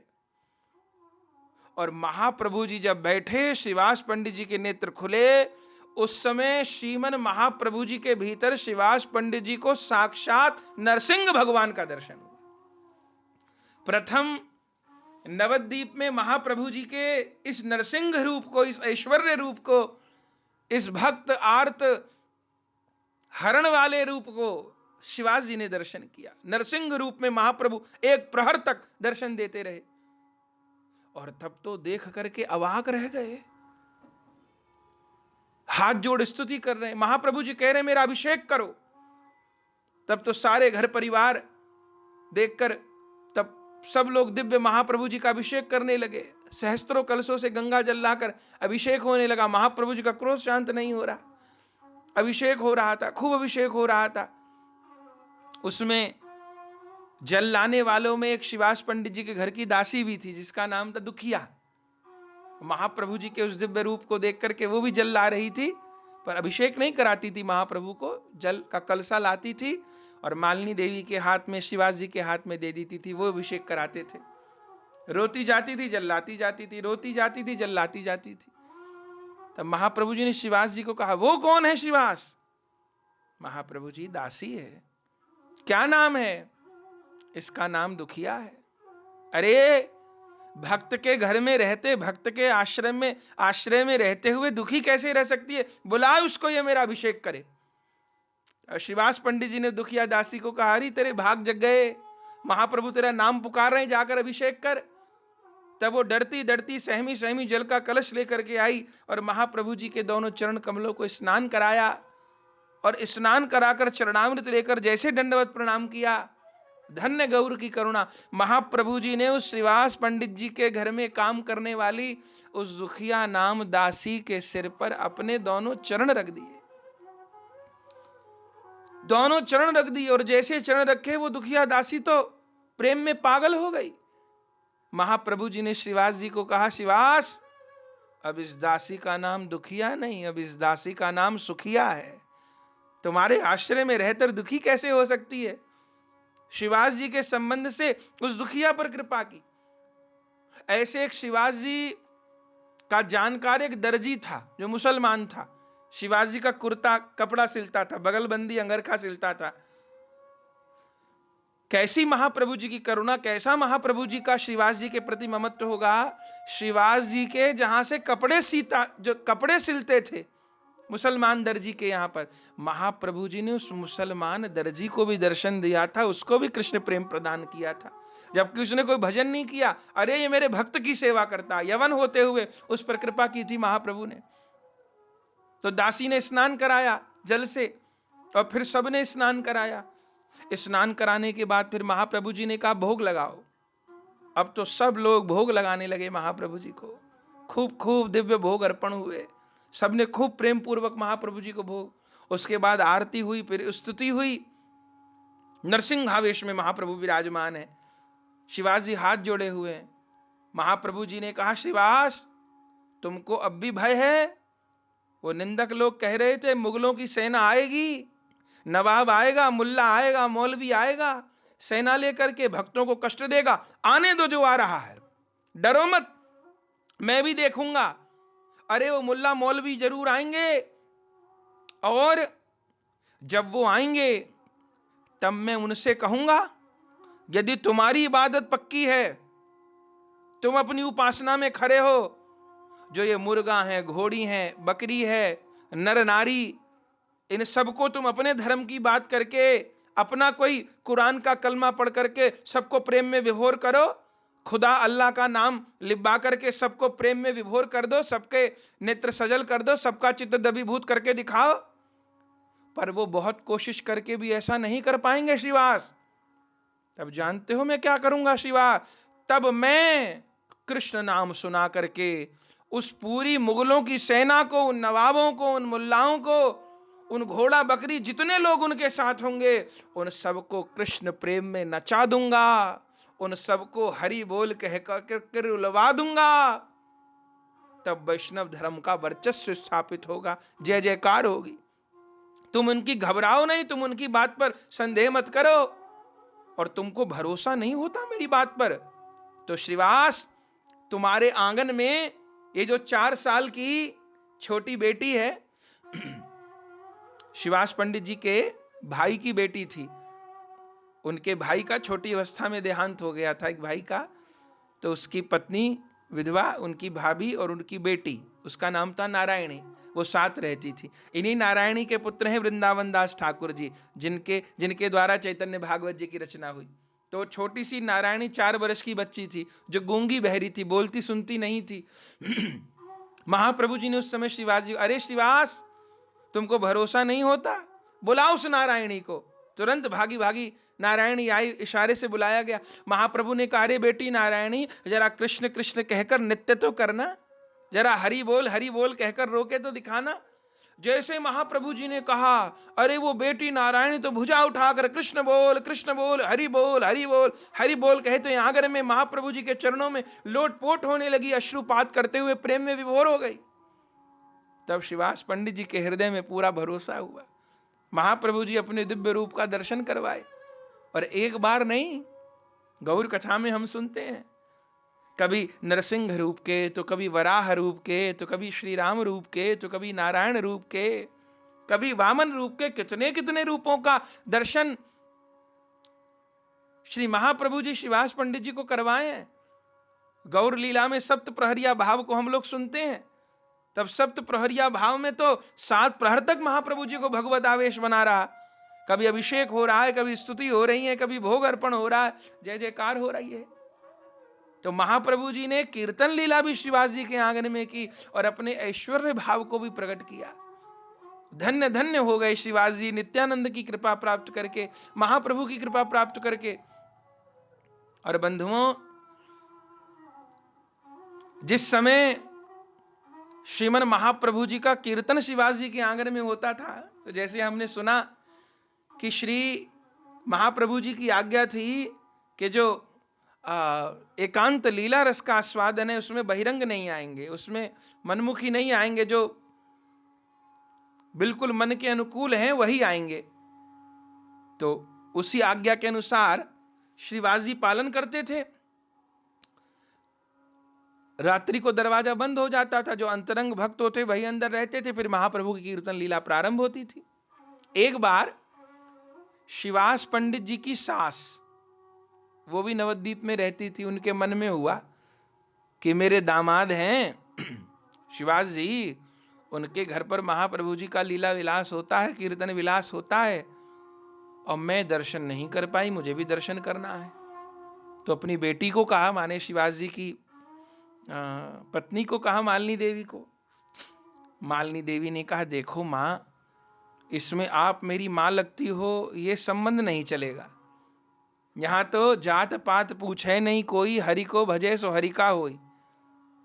यहां तो कीर्तन में जो अंतरंग भक्त हैं, प्रेमी भक्त हैं, भजन करने वाले हैं, उन्हीं का ही प्रवेश है। क्योंकि श्रीवास पंडित जी की सास, संबंध में तो उनकी सास लगती थी, बाकी भजन में उनका मन नहीं था। इधर उधर की बातों में मन था, दोष देखने में मन था। अब भजन में तो भगवान की कृपा से मन लगता है, सबका छोड़ो लगता है। तो भजन में मन नहीं था, पर हट था कि मैं तो सांस लगती हूं, तो मैं क्यों ना दर्शन करूंगी। मालिनी देवी ने भी मना कर दिया, शिवाजी से कोई कह ही नहीं सकता था, पर वो डोकरी भी पक्की थी। एक दिन उसने युक्ति की, दिन में गई वो शिवाजी के घर पर, दिन में तो जाती थी, कोई बात नहीं। और संध्या समय फिर सबको बाहर आना था, तब शिवाजी से तो कहा कि मैं जा रही हूं। शिवाजी ने कहा ठीक है। तो शिवाजी के सामने से तो निकल गई चुपचाप, और धीरे से फिर घर में आ गई ताकि पता ना चले। और दोबारा से घर में आकर के, घर में जो बिल्कुल कोने में एक छोटा सा कमरा था, और जहां पर बड़े बड़े टोकरे रखे थे जिसमें अमनिया सामान रखा जाता था, उस छोटे से कमरे में छिपकर बैठ गई टोकरों के बीच में। बोले कोई बात नहीं, आज रात ऐसे ही काटूंगी, लेकिन देखूंगी रात को होता क्या है। और शिवाजी को खबर नहीं कि कोई चोर भी घर के अंदर है। संध्या हुई, इधर महाप्रभु जी आए, स्वागत सत्कार हुआ, और फिर रात्रि के प्रथम प्रहर से महाप्रभु का कीर्तन प्रारंभ हुआ। कीर्तन होने लगा, निताई गौरांग दोनों खड़े होकर नृत्य कर रहे। अब वो भीतर वो डोकरी भी टोकरों में छिपी हुई थी। अब महाप्रभु कीर्तन करने के लिए खड़े हों, पर बार बार शिवाजी को कहें, शिवाजी आज तो कीर्तन में आनंद नहीं आ रहा, आज कीर्तन में आनंद नहीं आ रहा, आज मुझे तन्मयता नहीं हो रही, आज मुझे सुख नहीं मिल रहा। शिवाजी कहें क्या भूल हो गई आज, बार बार फिर से तैयारी करें, फिर से कीर्तन में सहयोग करें, कीर्तन करने वाले बजाने वाले सबको सचेत करें, फिर महाप्रभु कीर्तन करें, फिर कहें आज तो सुख नहीं आ रहा, आज तो सुख नहीं आ रहा। शिवाजी ने हाथ जोड़कर कहा, महाप्रभु जी क्या बात है, आप स्पष्ट बताइए, आपके सुख में क्यों बाधा हो रही है, आपको आनंद क्यों नहीं आ रहा। महाप्रभु जी ने कहा, मुझे लगता है कोई बहिरंग व्यक्ति आ गया है। तब शिवाजी ने चारों ओर निगाह दौड़ाई, बोले प्रभु सब लोग वही हैं जो नित्य होते हैं, और कोई नया व्यक्ति तो नहीं है। महाप्रभु जी ने कहा, जरूर कोई बहिरंग व्यक्ति है, और उसी की तरंगे मुझको परेशान कर रही हैं। तब शिवाजी ने कहा, कौन है पता नहीं। तब दोबारा से घर को देखने लगे, कोई नहीं था। फिर गौर की प्रेरणा से घूमते घूमते घर को देखते देखते कि कोई जीव जंतु तो नहीं आ गया। जब अपने उस छोटे कमरे में गए, आजकल भाषा में जिसको स्टोर रूम कहते हैं, उसमें गए, तो वो टोकरों में जिनमें वो डोकरी बूढ़ी स्त्री बैठी थी, वो टोकरे हिलते दिखाई दे गए। अरे जो शिवाजी ने रात को दीपक जोड़ा और देखा वो डोकरी बैठी है, अब तो बहुत गुस्सा हुआ। तब उनको तो बाहर कर दिया घर से, और जैसे उनको बाहर कर दिया, तब फिर महाप्रभु जी को चैन पड़ा। महाप्रभु जी ने फिर दिव्य कीर्तन किया।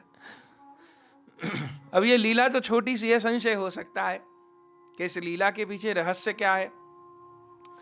जैसे अभी महाप्रभु ने कहा ना कि नाम संकीर्तन तो सब किसी के साथ हो सकता है, पर जिस समय अंतरंग लीला का आस्वादन होता है, ये जो आस्वादन है ना, इसमें सजातीय संग चाहिए। हम लोग कथा कहने के क्षेत्र में हैं, तो कथा कहने के लिए यत्र तत्र सर्वत्र ठाकुर जी भेजते हैं। कभी कभी हम लोगों के साथ होता है, कई बार आंखों के सामने कथा में कोई ऐसा श्रोता आके बैठ जाता है जिसके भीतर कोई नकारात्मक विचार चल रहे हों, या जिसका कथा में मन नहीं है, कोई आनंद नहीं आ रहा, कभी दाएं देखेगा कभी बाएं देखेगा, कभी इतना गंभीर हो जाएगा, कभी घड़ी देखेगा, कभी कुछ सोचेगा, और दाएं बाएं कहीं छिपकर बैठा हो तब तो कोई परेशानी नहीं। पर यदि आंखों के सामने ऐसा व्यक्ति बैठा हो और वक्ता की दृष्टि पड़े उस पर, तो मन को कष्ट हो जाता है। उसकी चंचल वृत्ति, उसका जो कथा में मन नहीं है, उसका ये जो भाव है, वो वक्ता को परेशान करने लग जाता है। तो हमसे तो कभी ऐसा कभी कभी होता है, हमेशा नहीं होता, पर कभी होता है, तो जितना सहन होता है करते हैं। फिर भले बीच कथा में हमको टोकना पड़ जाए, टोक देते हैं, भले वो यजमान के परिवार से क्यों ना। हमने कहा इनको हटाइए, दाएं बाएं करिए, इनका कथा में मन नहीं लग रहा, तो ठीक है जाके सोएं, चले जाएंगे तो अकेले इनका ही नुकसान होगा, और यहां बैठे हुए उद्दंडता चंचलता करते रहेंगे तो हम सबका नुकसान होगा। और यदि वक्ता का चित्त नहीं लगा कथा कहने में, तो सबको भी सुख प्राप्त नहीं होगा, तो हम तो कह देते नहीं संकोच, बुरा लगे तो लगे, क्योंकि आस्वादन का नुकसान नहीं कर सकते। तो किसी किसी के भीतर इतनी नकारात्मक तरंगे होती हैं कि बस, कि महाप्रभु जी तो समर्थ, अरे जब उन्होंने जगाई मदाई जैसों को प्रेम दे दिया, पत्थर पिघला दिए, पेड़ों से नाम बुलवा दिया, तो श्रीवास पंडित जी की जो सास थी, अरे श्रीवास पंडित जी के घर में काम करने वाली उस नौकरानी पर कृपा कर दिए तो सास पर भी कृपा कर देते, पर क्यों नहीं कृपा हुई? पहला कारण तो उसके भीतर शरणागति का भाव नहीं, स्वामिनी का भाव था, मालकिनी का भाव था, मैं मालकिन हूं, इस भाव ने कृपा नहीं होने दी। और दूसरी बात, इस लीला के द्वारा महाप्रभु जी को समझाना था, भाई संग करते समय सावधान रहना, संग करते समय सावधान रहना। जुआरी शराबी व्यक्ति का संग इतना घातक नहीं है जितना भक्ति मार्ग में जो भावहीन साधक हैं, जो श्रद्धाहीन साधक हैं, जो आपराधिक प्रवृत्ति वाले साधक हैं, उनका संग घातक है। जुआरी शराबी का संग कोई करेगा तो उसको पता होगा जुआ खेलता है, शराब पीता है, परिस्त्री गमन करता है, बुरा है, इसका संग नहीं करना चाहिए। पर कुछ लोग ऐसे होते हैं, भक्ति भी करेंगे और ऐसी नकारात्मक बातें करेंगे, अरे इतने दिन वृंदावन रहते हो गए, इतने दिन वृंदावन जाते हो गए, सब देख लिया, तुम हमको क्या बताओगे? इतने दिन गिरिराज जी की परिक्रमा करते हो गए, हमने उनकी भी कथा सुन ली, हमने उनकी भी कथा सुन ली, हमको इतना याद, इतना कीर्तन कर लिया, ये वो कुछ नहीं होता, ऐसी बातें करेंगे। या वैष्णव बने हो गए 20 साल, 25 साल, 30 साल, 40 साल, 50 साल, बूढ़े हो गए, पर उनके पास बैठो, एक शब्द कोई प्रेम का नहीं, एक शब्द कोई ज्ञान का नहीं, एक शब्द कोई कथा का नहीं। पास बैठो, उनके पास एक निंदा पुराण होता है, जिसका नाम लोगे उसका निंदा पुराण खोल देंगे। वो ऐसा बुरा, वो ऐसा बुरा, अरे उसका नाम, अरे हम सब जानते हैं उसके बारे में, उसकी जन्म कुंडली खोल देंगे, हम सब जानते हैं, आज तो इतना नाम हो गया, कल तो ऐसे थे वैसे थे। वो सारी जिंदगी अपने विषय में नहीं जान पाते, अपनी कुंडली नहीं देख पाते, बाकी सबकी कुंडली पता होती है। और सबकी कुंडली पता करने से क्या होगा? अपनी कुंडली खोले तो कुछ कल्याण हो। तो जो इस प्रवृत्ति के लोग होते हैं, भले वो साधु हो देखने में, भले वो महंत हो, भले वो कोई पद पर नियुक्त हो, भले वो पुराने वैष्णव हो, ऐसे लोगों का संग एक साधक के लिए, फिर दोहरा रहे हैं हम बात, ऐसे लोगों का संग भजन करने वाले के लिए जुआरी शराबी के संग से ज्यादा घातक होता है, भक्ति नष्ट करने वाला होता है, भक्ति के बीज को नष्ट करने वाला होता है। तो महाप्रभु जी जो लीला की है, श्रीवास पंडित जी की सास को बाहर निकलवा दिए, ये संकेत था हम भक्तों के प्रति कि कोई कितना आयु में श्रेष्ठ हो या पुराना हो, बड़ा हो, अपमान तो किसी का नहीं करना, प्रणाम तो सबको करना है, पर संग बहुत देख के करना है, क्योंकि संग का जीवन में रंग चढ़े बिना नहीं रहता। एक साधक को निंदक से सदा सावधान रहना है, बहिरंग वृत्ति वाले से जो हमेशा इधर उधर की बातें करता है और कोई साधन भजन की बात करता नहीं, उससे सदैव सावधान रहना। जिसके पास वैष्णव निंदा, गुरु निंदा, साधु निंदा, इसके अलावा कोई विषय नहीं, उसका मुख देखना पाप, उससे तो प्रणाम करने से बचे, सामने से दिख रहा कोशिश करे रास्ता बचा के निकल जाऊं, बहुत घातक। तो यह लीला भी श्रीवास पंडित जी के आंगन में हुई। और श्रीवास पंडित जी कैसे भक्त, ओहो। एक बार की बात, श्रीवास जी के एक ही एक पुत्र था घर में, ऐसे तो महाप्रभु के प्रति वात्सल्य था, पर शरीर का उनका एक ही एक पुत्र था।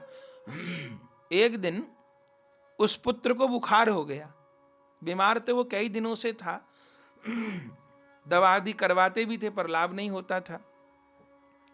एक दिन तो श्रीवास जी के पुत्र को बहुत दिन में तेज बुखार हो गया, दवा कराने का मौका मिला नहीं, क्योंकि सारी रात तो श्रीवास पंडित जी के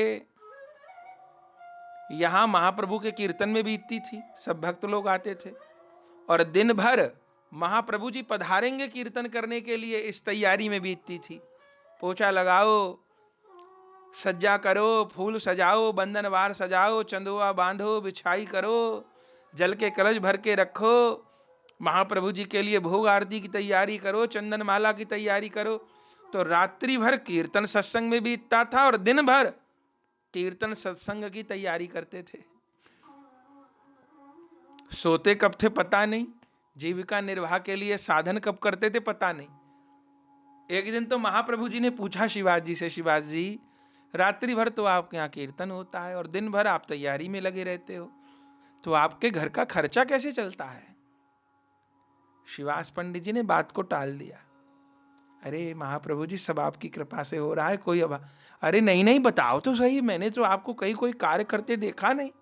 आप ब्राह्मण हैं, कर्म कांड कर सकते हैं, ज्योतिष जानते हैं, ज्योतिषाचार्य का कार्य कर सकते हैं, और कोई भी जीविका पार्जन के लिए, जीविका निर्वाह के लिए साधन कर सकते हैं, पर आप कुछ करते नहीं, काम कैसे चलता? अरे शिवाजी जी कहे नहीं महाप्रभु जी सब कृपा। अरे नहीं, आप कहो तो अब कीर्तन किसी और वैष्णव के घर ना ना महाप्रभु जी किसी और वैष्णव के यहाँ नहीं, मुझसे कहो मेरे ही घर कीर्तन करिए आप, ये आप ही का घर है, मैं तो रखवाला हूं, मैं तो सेवक हूं। महाप्रभु ने कहा बताओ तो सही व्यवस्था चलती कैसे, इतना खर्चा कर देते हो, चलती कैसे है? जब बार बार, पहले तो शिवास पंडित जी बहुत टाले, जब बार बार महाप्रभु जी कहे, तब शिवास जी ने हाथ जोड़ करके यही कहा, हे गौरांग, मैं आपसे सत्य कहता हूं, मुझे नहीं पता कि घर का खर्चा चलता कैसे है, पर इतना मैं जानता हूं कि मुझे कभी अभाव नहीं हुआ। जितने की जरूरत थी, जिस सामान की जरूरत थी, जरूरत से पहले वो सामान उपस्थित हो जाता है। और मैंने वैष्णव सेवा में, ठाकुर सेवा में, आपकी सेवा में, नाम की सेवा में, कथा की सेवा में कभी सोचा नहीं कि मुझे अपने लिए कुछ करना है, परिवार के लिए कुछ करना है। पर मेरे गौर मुझे कभी अभाव ही नहीं हुआ। जोड़ना मुझे किसके लिए है? अगर इस शरीर को बेच करके भी आपकी सेवा होती हो, अपने बाल बच्चों को बेच करके भी यदि आपकी सेवा होती हो, कीर्तन की सेवा होती हो, तो श्रीवास पंडित अपने आप को परिवार सहित बेचने को तैयार है। ये कहते कहते श्रीवास पंडित जी रोने लगे। महाप्रभु जी उठाकर हृदय से लगा लिए। महाप्रभु जी रुदन करने लगे। बंधुओं, श्री चैतन्य चरितामृत में वर्णन है, श्री चैतन्य भागवत में वर्णन है। उस समय महाप्रभु जी ने बहुत बड़ी बात श्रीवास पंडित जी को कही। महाप्रभु जी ने कहा, श्रीवास, भले कभी ऐसा दिन आए कि महालक्ष्मी को, जो महालक्ष्मी सारे जगत को अन्न धन देने वाली हैं, भले कभी ऐसा दिन आए कि महालक्ष्मी को भिक्षा मांगनी पड़ जाए, भिक्षा मांग कर गुजारा करना पड़े। कभी ऐसा दिन भले आ जाए कि महालक्ष्मी को भिक्षा मांगनी पड़ जाए, पर श्रीवास ऐसा दिन कभी नहीं आएगा कि तुम्हारे घर में अभाव हो सकता है लक्ष्मी देवी को भिक्षा मांगनी पड़ जाए, पर कभी तुम्हारे घर में अभाव नहीं होगा। जिन वैष्णवों का ऐसा भाव नाम सेवा के प्रति, ठाकुर सेवा के प्रति, वैष्णव सेवा के प्रति है, कभी अभाव नहीं होगा। आहा, धन्य धन्य हो गए शिवाजी जी। तो सब कार्य चलता था, कहां से चलता था पता नहीं। और भक्त लोग गाते हैं ना कि मेरा आपकी कृपा से सब काम हो रहा है, और करते हो तुम कन्हैया मेरा नाम हो रहा है। वही शिवाजी जी के साथ होता था, तो सब काम होते थे। एक दिन की बात, बेटा बहुत बीमार हो गया, और दिन में तो दवा कराने का अवसर मिला नहीं, सोचे ठीक हो जाए ठीक हो जाए, पर संध्या होते होते तो बहुत तेज बुखार हो गया। तब मालिनी देवी ने शिवाजी जी को कहा, महाराज अब बच्चे का बहुत बहुत शरीर एकदम आग की तरह तप रहा है, आप कहीं दवा कराइए, कहीं ले जाइए। शिवाजी जी ने कहा, देखो देवी, अब संध्या हो गई और कुछ देर में महाप्रभु आने वाले हैं भक्तों के साथ, कीर्तन का समय होने वाला है, अब मैं बच्चे को लेके कहाँ जाऊं? और देखो अपने घर में जो दवा उपलब्ध है, जो सामग्री उपलब्ध है, वो दो, अब मैं कहीं नहीं ले जा पाऊंगा। और ऐसा करो, तुम बच्चे को लेकर घर के भीतर, सबसे भीतर वाले कमरे में चली जाओ और वहां पर इसको सुलाओ। क्यों? बोले महाप्रभु जी को पता भी ना चले कि बच्चे को बुखार है, क्योंकि इससे महाप्रभु जी के आनंद में खलल होगा, महाप्रभु को लगेगा कि हम लोग दुखी हैं या बच्चे को कोई कष्ट है, भीतर चली जाओ। धन्य शिवाजी जी की पत्नी मालिनी बच्चे को गोद में लेकर सबसे भीतर चली गई घर में। महाप्रभु जी पधारे, शिवाजी जी चरण धुलाए, माला चंदन किए, भोग आरती हुए और फिर सब भक्तों के साथ महाप्रभु जी कीर्तन करने के लिए विराजमान हुए। दिव्य कीर्तन होने लगा। इधर तो महाप्रभु जी का दिव्य कीर्तन हो रहा है, अर्धरात्रि का समय आया और उधर शिवाजी जी के पुत्र की स्थिति बिगड़ती चली गई। बार बार शिवास पंडित जी को संकेत से बुलाया गया, पर शिवाजी जी कीर्तन सेवा में लगे थे, गए नहीं। और मध्य रात्रि होते होते तो इतना शरीर विपरीत हो गया उस बच्चे का, इतना बुखार तीव्र हो गया कि मध्य रात्रि में उस बच्चे ने शरीर त्याग दिया। श्रीवास जी के पुत्र की मृत्यु हो गई। और जैसे मृत्यु हुई उसी समय मालिनी देवी के मुख से चीख निकल गई। अब कैसे? फिर अपने आप को संभाला, पर गोद में लेके फूट फूट रो रही थी। तब जो पास में और सेवक थे उनको पता चला। एक ने कहा, शिवाजी जी को जाकर बता तो दो कि उनके पुत्र का देहांत हो गया है। एक सेवक गए। अब महाप्रभु का कीर्तन हो रहा है, शिवाजी सहयोग कर रहे कीर्तन में। तब दूर से इशारे से शिवाजी जी को कहा, हाथ से ऐसे कहा। शिवाजी जी ने भी दूर से क्या हुआ ऐसे कहा। तब उस सेवक ने इशारे से बताना चाहा कि आपका जो पुत्र था मरणासन्न, उसके प्राण निकल गए। शिवाजी जी ने इशारे से कहा, कोई बात नहीं, प्राण निकल गए तो निकल गए, इससे अच्छा अवसर क्या होगा, इससे अच्छा मरने का क्षण कहां होगा। वो जो इशारे से बात कर रहा था उसको भरोसा नहीं हुआ कि कोई पिता ऐसा हो सकता है। उसके मन में आया शायद शिवाजी समझे नहीं मैं क्या कह रहा हूं, वो इशारा समझे नहीं। फिर दोबारा इशारा किया, इशारे में बताया कि आपके पुत्र का। फिर शिवाजी ने हां से, कोई बात नहीं मैं समझ गया, बार बार न कहो। फिर उसको लगा शायद शिवाजी नहीं समझे, कोई पिता इतना कठोर हृदय नहीं। फिर कान में आकर कहा पास में, शिवाजी शायद आप समझे नहीं मैं क्या कह रहा हूं। क्या कह रहे हो? मैं कह रहा हूं आपके इकलौते पुत्र का देहांत हो गया है। शिवाजी ने कहा, भाई मुझे पता चल चुका, पहली बार में पता चल चुका और आपको कोई फर्क नहीं। तुम जाओ, ये सब अभी बात मत करो, कल देखेंगे, अभी महाप्रभु का कीर्तन होने दो। फिर मन में सोचा कहीं मालिनी देवी न जोर जोर रोने लगे, महाप्रभु के कीर्तन में विक्षेप हो जाए। तब महाप्रभु जी को पंखा कर रहे थे शिवाजी, इशारे से किसी वैष्णव को बुलाए, पंखा हाथ में दिए और चुप से भीतर गए, जहां मालिनी देवी गोद में पुत्र को लेकर के विराजमान थी, रो रही थी। पहुंचे, अपनी पत्नी को सांत्वना दी, अरे मालिनी, जो होना था वो तो हो गया। देख, जीवन मरण, लाभ हानि, यश अपयश, सुनहु भरत भावी प्रबल, बिलख कहो मुनिनाथ, लाभ हानि जीवन मरण, यश अपयश विधिहात। यश अपयश, लाभ और हानि, जीवन अथवा मरण, ये 6 वस्तु विधाता के हाथ में है। तो इस बच्चे का शरीर ऐसे ही छूटना था, छूट गया। अब देखो, रोने से कोई लाभ नहीं। महाप्रभु कीर्तन कर रहे हैं, चुप रहो। अब कल इस बच्चे का अंतिम संस्कार करेंगे, उसको जिवाए तो जा नहीं सकता, जो होना था सो हो गया। अब कल बच्चे का संस्कार करेंगे, तुम रो मत। जब ऐसा कहा कि माँ को रोने के लिए भी मना किया जा रहा है, तो और फूट फूट रोने लगी मालिनी देवी। तब शिवास पंडित जी नाराज हो गए अपनी पत्नी पर और कहा, देखो मालिनी, अन्यथा मत लो, सावधान कर रहा हूं, रोने की आवाज ना आए, इस बच्चे को लेकर और भीतर चली जाओ, रोने की आवाज ना आए। यदि तुम जोर से रोई और महाप्रभु जी के कीर्तन में विक्षेप हो गया, तो मैं शपथ पूर्वक कहता हूं, तुम अपने पुत्र को तो खो चुकी हो, पति को और खोगी।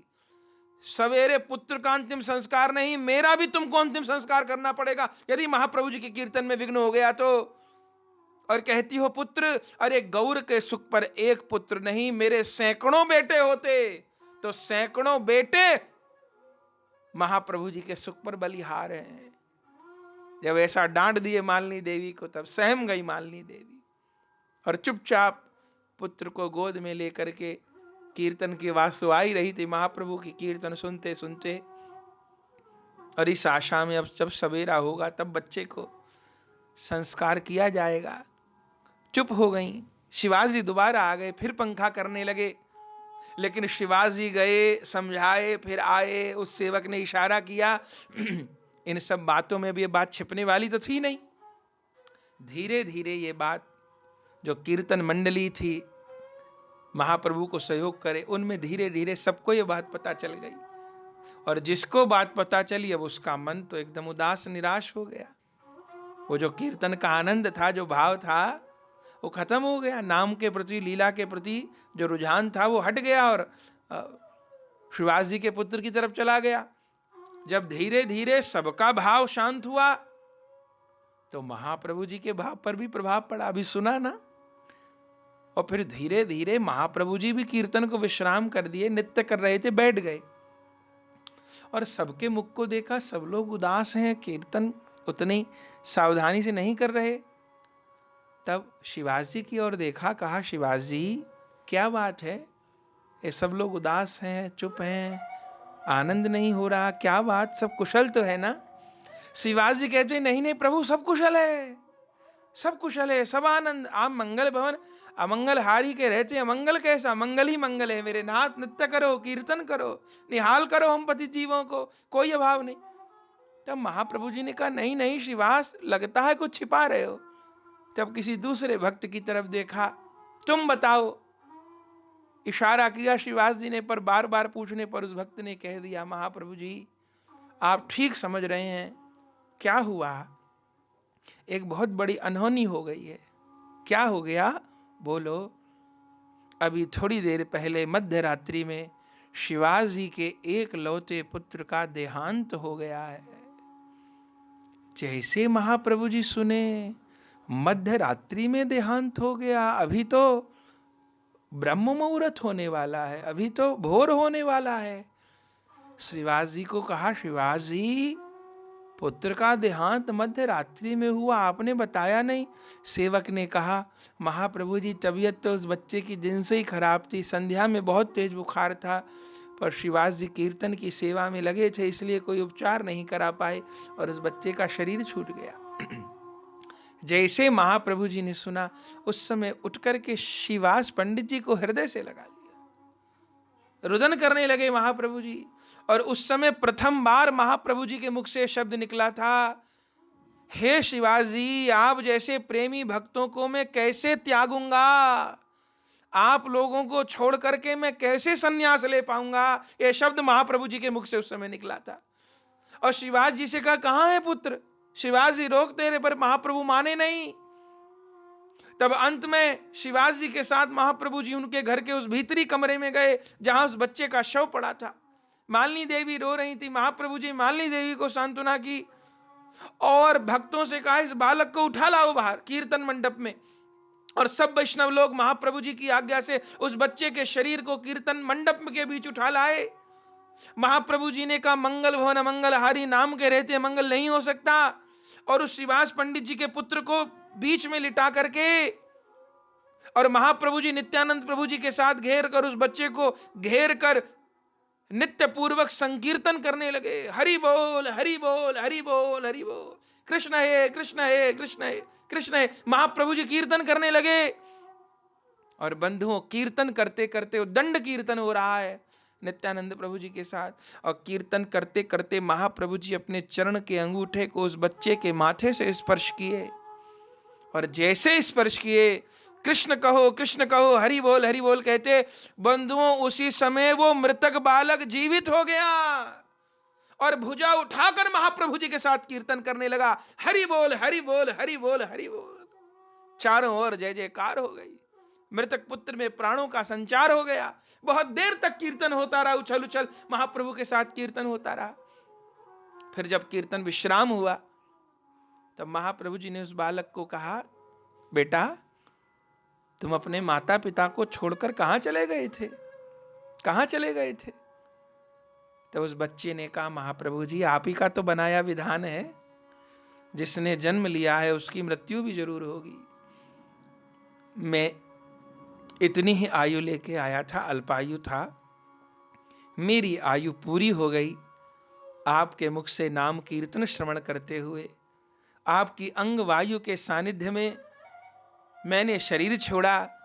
मैं शरीर छोड़ करके भगवत धाम जा रहा था, नित्य गोलोक जा रहा था, पर आपने पुनः मेरा आह्वान किया तो मैं पुनः आ गया। कहिए मेरे लिए क्या आज्ञा है। जब ऐसा उस बच्चे ने कहा, सब विवल हो गए। तब महाप्रभु जी ने शिवास जी की ओर देखा, बताओ शिवास जी क्या चाहते हो। मालिनी देवी की ओर देखा, बताओ मां आप क्या चाहती हो। तब शिवास जी ने कहा, प्रभु अब हम लोगों का पुत्र में मोह नहीं रहा। उस बच्चे ने भी कहा, मैं भगवत धाम जाना चाहता हूं, मेरे जितने जिनका जीवन था उतना समय पूरा हो गया। जैसे जटायु को जब भगवान श्री राम ने कहा ना, तुम जीवित होना चाहो तो मैं तुम्हें जीवित कर सकता हूं, पर जटायु ने उस समय यही कहा, प्रभु इस समय जीने में लाभ नहीं, इस समय मरने में लाभ है। क्यों? दोबारा ये अवसर मिलेगा कि नहीं मिलेगा। जिन राम का नाम लेने से जीव का तरण हो जाता है, उन राम की गोदी में मैंने सिर रखा है, उन राम के चरणों को स्पर्श किए हूं, वो राम अपनी जटाओं से मेरी धूल झाड़ रहे हैं। उन राम जी के चरणों में सिर रखे हुए, राम राम कहते हुए शरीर छोड़ रहा हूं, राम जी का दर्शन करते हुए। ये सुयोग दोबारा मिलेगा कि नहीं मिलेगा मुझे पता नहीं मेरे नाथ। इस समय मरने में लाभ है, जीने में लाभ नहीं। जन्म जन्म मुनि जतन कराही, अंत राम कही आवत नाही। मरना चाहता हूं मैं। उस पुत्र ने भी यही बात कही, और तब पुनः महाप्रभु को प्रणाम किया, नित्यानंद प्रभु को प्रणाम किया, अपने माता पिता को प्रणाम किया, और फिर हा कृष्ण कह करके उस बच्चे ने फिर शरीर छोड़ दी। जय जयकार हो गई इस प्रत्यक्ष लीला को देख के। तब अगले दिन श्रीवास पंडित जी उस बच्चे का अंतिम संस्कार किए। ऐसी ऐसी दिव्य लीलाएं श्रीवास पंडित जी की है। और फिर जब 24 वर्ष की अवस्था में श्रीमन महाप्रभु जी ने सन्यास ग्रहण किया बंधुओं, तब महाप्रभु जी के जाने के पश्चात महाप्रभु जी की उन बूढ़ी माता शची की देखभाल किसने की? महाप्रभु जी की उन 14 वर्षीय अर्धांगिनी बालिका विष्णु प्रिया जी की देखरेख किसने की? शिवाजी समस्त देख रेख करते थे, शची माँ जी को सांत्वना देते थे। और बंधुओं, महाप्रभु जी की सन्यास लीला में भी प्रतिवर्ष जो अद्वैत प्रभु जी सब गौड़ भक्तों को लेकर के रथ यात्रा के समय महाप्रभु जी का दर्शन करने जाते थे, उस समय श्रीवास पंडित जी भी पैदल प्रतिवर्ष नवद्वीप से जगन्नाथपुरी की यात्रा करते थे। पैदल जाते थे अपने सिर पर भोग सामग्री लेकर महाप्रभु के लिए। और उस समय रथ यात्रा दर्शन का तो लोभ मन में होता ही था, जगन्नाथ जी के दर्शन का लोभ मन में होता ही था। सबसे बड़ा लोभ होता था महाप्रभु जी के दर्शन का। महाप्रभु जी के दर्शन के लोभ से बूढ़े श्रीवास जी प्रतिवर्ष पैदल नवद्वीप से जगन्नाथपुरी की यात्रा करते थे। महाप्रभु के दर्शन का लोभ होता था, और दूसरा लोभ होता था शची मां और विष्णु प्रिया जी जो भोजन सामग्री भेजती थी महाप्रभु के लिए, उसको पहुंचाना है। शची मां विष्णु प्रिया जी का समाचार देना है, और फिर लौटकर महाप्रभु जी का संदेश शची मां को सुनाना है। पत्रवाहक का काम करते थे।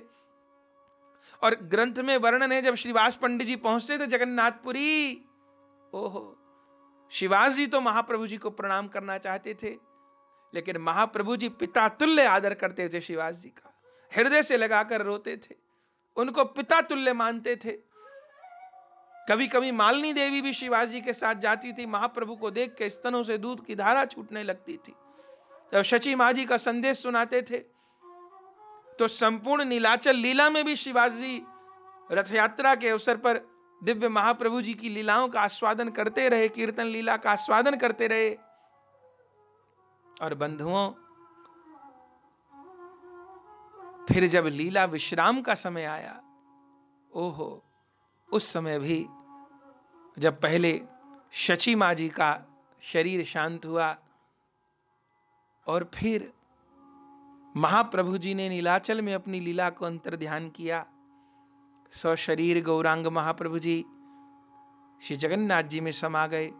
तब तक भी श्रीवास जी जीवित रहे किसी प्रकार, और फिर विष्णु प्रिया जी को संरक्षित करके विष्णु प्रिया जी अपने प्राणों को बचा पाए। जब विष्णु प्रिया जी ने महाप्रभु जी की आज्ञा से नीम वृक्ष से महाप्रभु जी के विग्रह प्रकट करवाए, और उस धामेश्वर महाप्रभु के विग्रह में विष्णु प्रिया जी को साक्षात गौर का दर्शन हुआ, अनुभव हुआ। और जब श्रीवास पंडित जी ने देखा कि अब श्री विष्णु प्रिया जी श्री विग्रह सेवा के आश्रय में जी लेंगी, तब श्रीवास पंडित जी ने अपनी लीला को विश्राम किया था। बंधुओं, अद्भुत चरित्र है श्रीवास जी का। श्रीवास जी का अद्भुत चरित्र है। हम लोग बार बार इस बात को सुन ही रहे हैं, जो नंद आंगन का ब्रज लीला में महत्व है, गौरांग लीला में वही महत्व श्रीवास आंगन का है। जब हृदय में राधा श्याम सुंदर प्रकट होते हैं तो पहले उस वैष्णव का हृदय गोकुल बन जाता है, नंद भवन बन जाता है, अथवा वृंदावन बन जाता है, अथवा निकुंज रस की उपासना है तो निकुंज बन जाता है। और जब हृदय में गौर लीला प्रकट होती है तो जैसे राधा माधव को हृदय में बुलाने के लिए हृदय को वृंदावन बनाना पड़ता है, ऐसे निताई गौरांग को हृदय में स्थापित करने के लिए हृदय को श्रीवास आंगन बनाना पड़ता है। महाप्रभु जी की लीला नित्य है। वो आज भी श्रीवास पंडित जी के आंगन में विहार कर रहे हैं, सुख प्रदान कर रहे हैं। धन्य है वो श्रीवास जी जिनके आंगन में महाप्रभु जी विहार किए। आज उन श्रीवास पंडित जी की आविर्भाव तिथि पर, जो साक्षात श्री नारद जी का अवतार हैं, श्रीवास जी के चरण कमलों में हम यही प्रार्थना करते हैं, आप हमको गौर प्रेम प्रदान कीजिए, गौर प्रेम रस बिंदु दीजिए। यही आशा है, यही भावना है, यही कामना है। वे गौर प्रेम रस के भंडारी हैं। गौर उनके आंगन के नटुआ हैं, उनके घर के खिलौना हैं। वे कृपा करके निताई गौरांग के चरणों का हमको प्रेम प्रदान करें, राधा गोविंद के चरणों का प्रेम प्रदान करें। यही आज श्रीवास पंडित जी के मंगलमय आविर्भाव दिवस पर उनके चरणों में प्रार्थना है। प्रारंभ में आप अभिषेक का दर्शन कर चुके, पंचतत्व की सेवा विराजमान होती है तो श्रीवास पंडित जी का अलग से अभिषेक होता है। गाजियाबाद में पंचतत्व सेवा चल रही है तो वहां पर भी श्रीवास पंडित जी का अभिषेक हुआ। यहाँ गौर कृपा धाम में निताई गौरांग जी विराजमान हैं और नाम रूप में श्री गौरांग नित्यानंद, श्री अद्वैत चंद, श्री गदाधर, श्रीवासादि गौर भक्त वृंद जो खुंती निशान हैं, उन पर पंच तत्व का नाम अंकित है, भगवान नाम अंकित है। तो नाम भगवान के अभिषेक करते हुए श्रीवास पंडित जी का अभिषेक संपन्न हुआ, तिलक आदि आरती आदि संपन्न हुई, जिसका आपने दर्शन किया। और अब संक्षिप्त में श्रीवास पंडित जी को स्मरण करते हुए, श्रीवास पंडित जी के चरणों में बार बार प्रणाम करते हुए, गौर प्रेम की भिक्षा मांगते हुए अपनी वाणी को विश्राम देते हैं। प्रेम से कहिए, कलि पावन अवतार श्री कृष्ण चैतन्य महाप्रभु जी की जय हो। परम दयाल पतित पावन निताई चांद की जय हो। श्री अद्वैत प्रभु जी की जय हो। श्री गदाधर प्रभु जी की जय हो। श्री नवद्वीप धाम की जय हो। गंगा तीर की जय हो। श्रीवास आंगन की जय हो। श्रीवास पंडित जी की जय हो।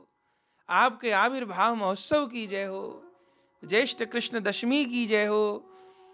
आपके आविर्भाव स्थल श्रीहट्ट ग्राम की जय हो। आपके पिता पंडित श्री जलधर मिश्र जी की जय हो। आपके आविर्भाव महोत्सव की जय हो। आपके गौर प्रेम की जय हो। आपकी गौर निष्ठा की जय हो। श्रीवास पंडित जी के चरणों में कोटि कोटि नमस्कार करते हैं। प्रेम से कहिए, जय जय श्री राधे श्री गुरु प्रेमानंदे निताई गौर हरि बोल। प्रिय भगवत प्रेमियों, अगर यह वीडियो आपको पसंद आई तो इसको लाइक कीजिए और अधिक से अधिक शेयर कीजिए। श्री राधे श्याम। परम पूज्य श्री गौरदास जी महाराज जी के YouTube चैनल को सब्सक्राइब करें। पूज्य महाराज श्री की कथाओं को सर्वप्रथम देखने के लिए बेल आइकन दबाना ना भूलें।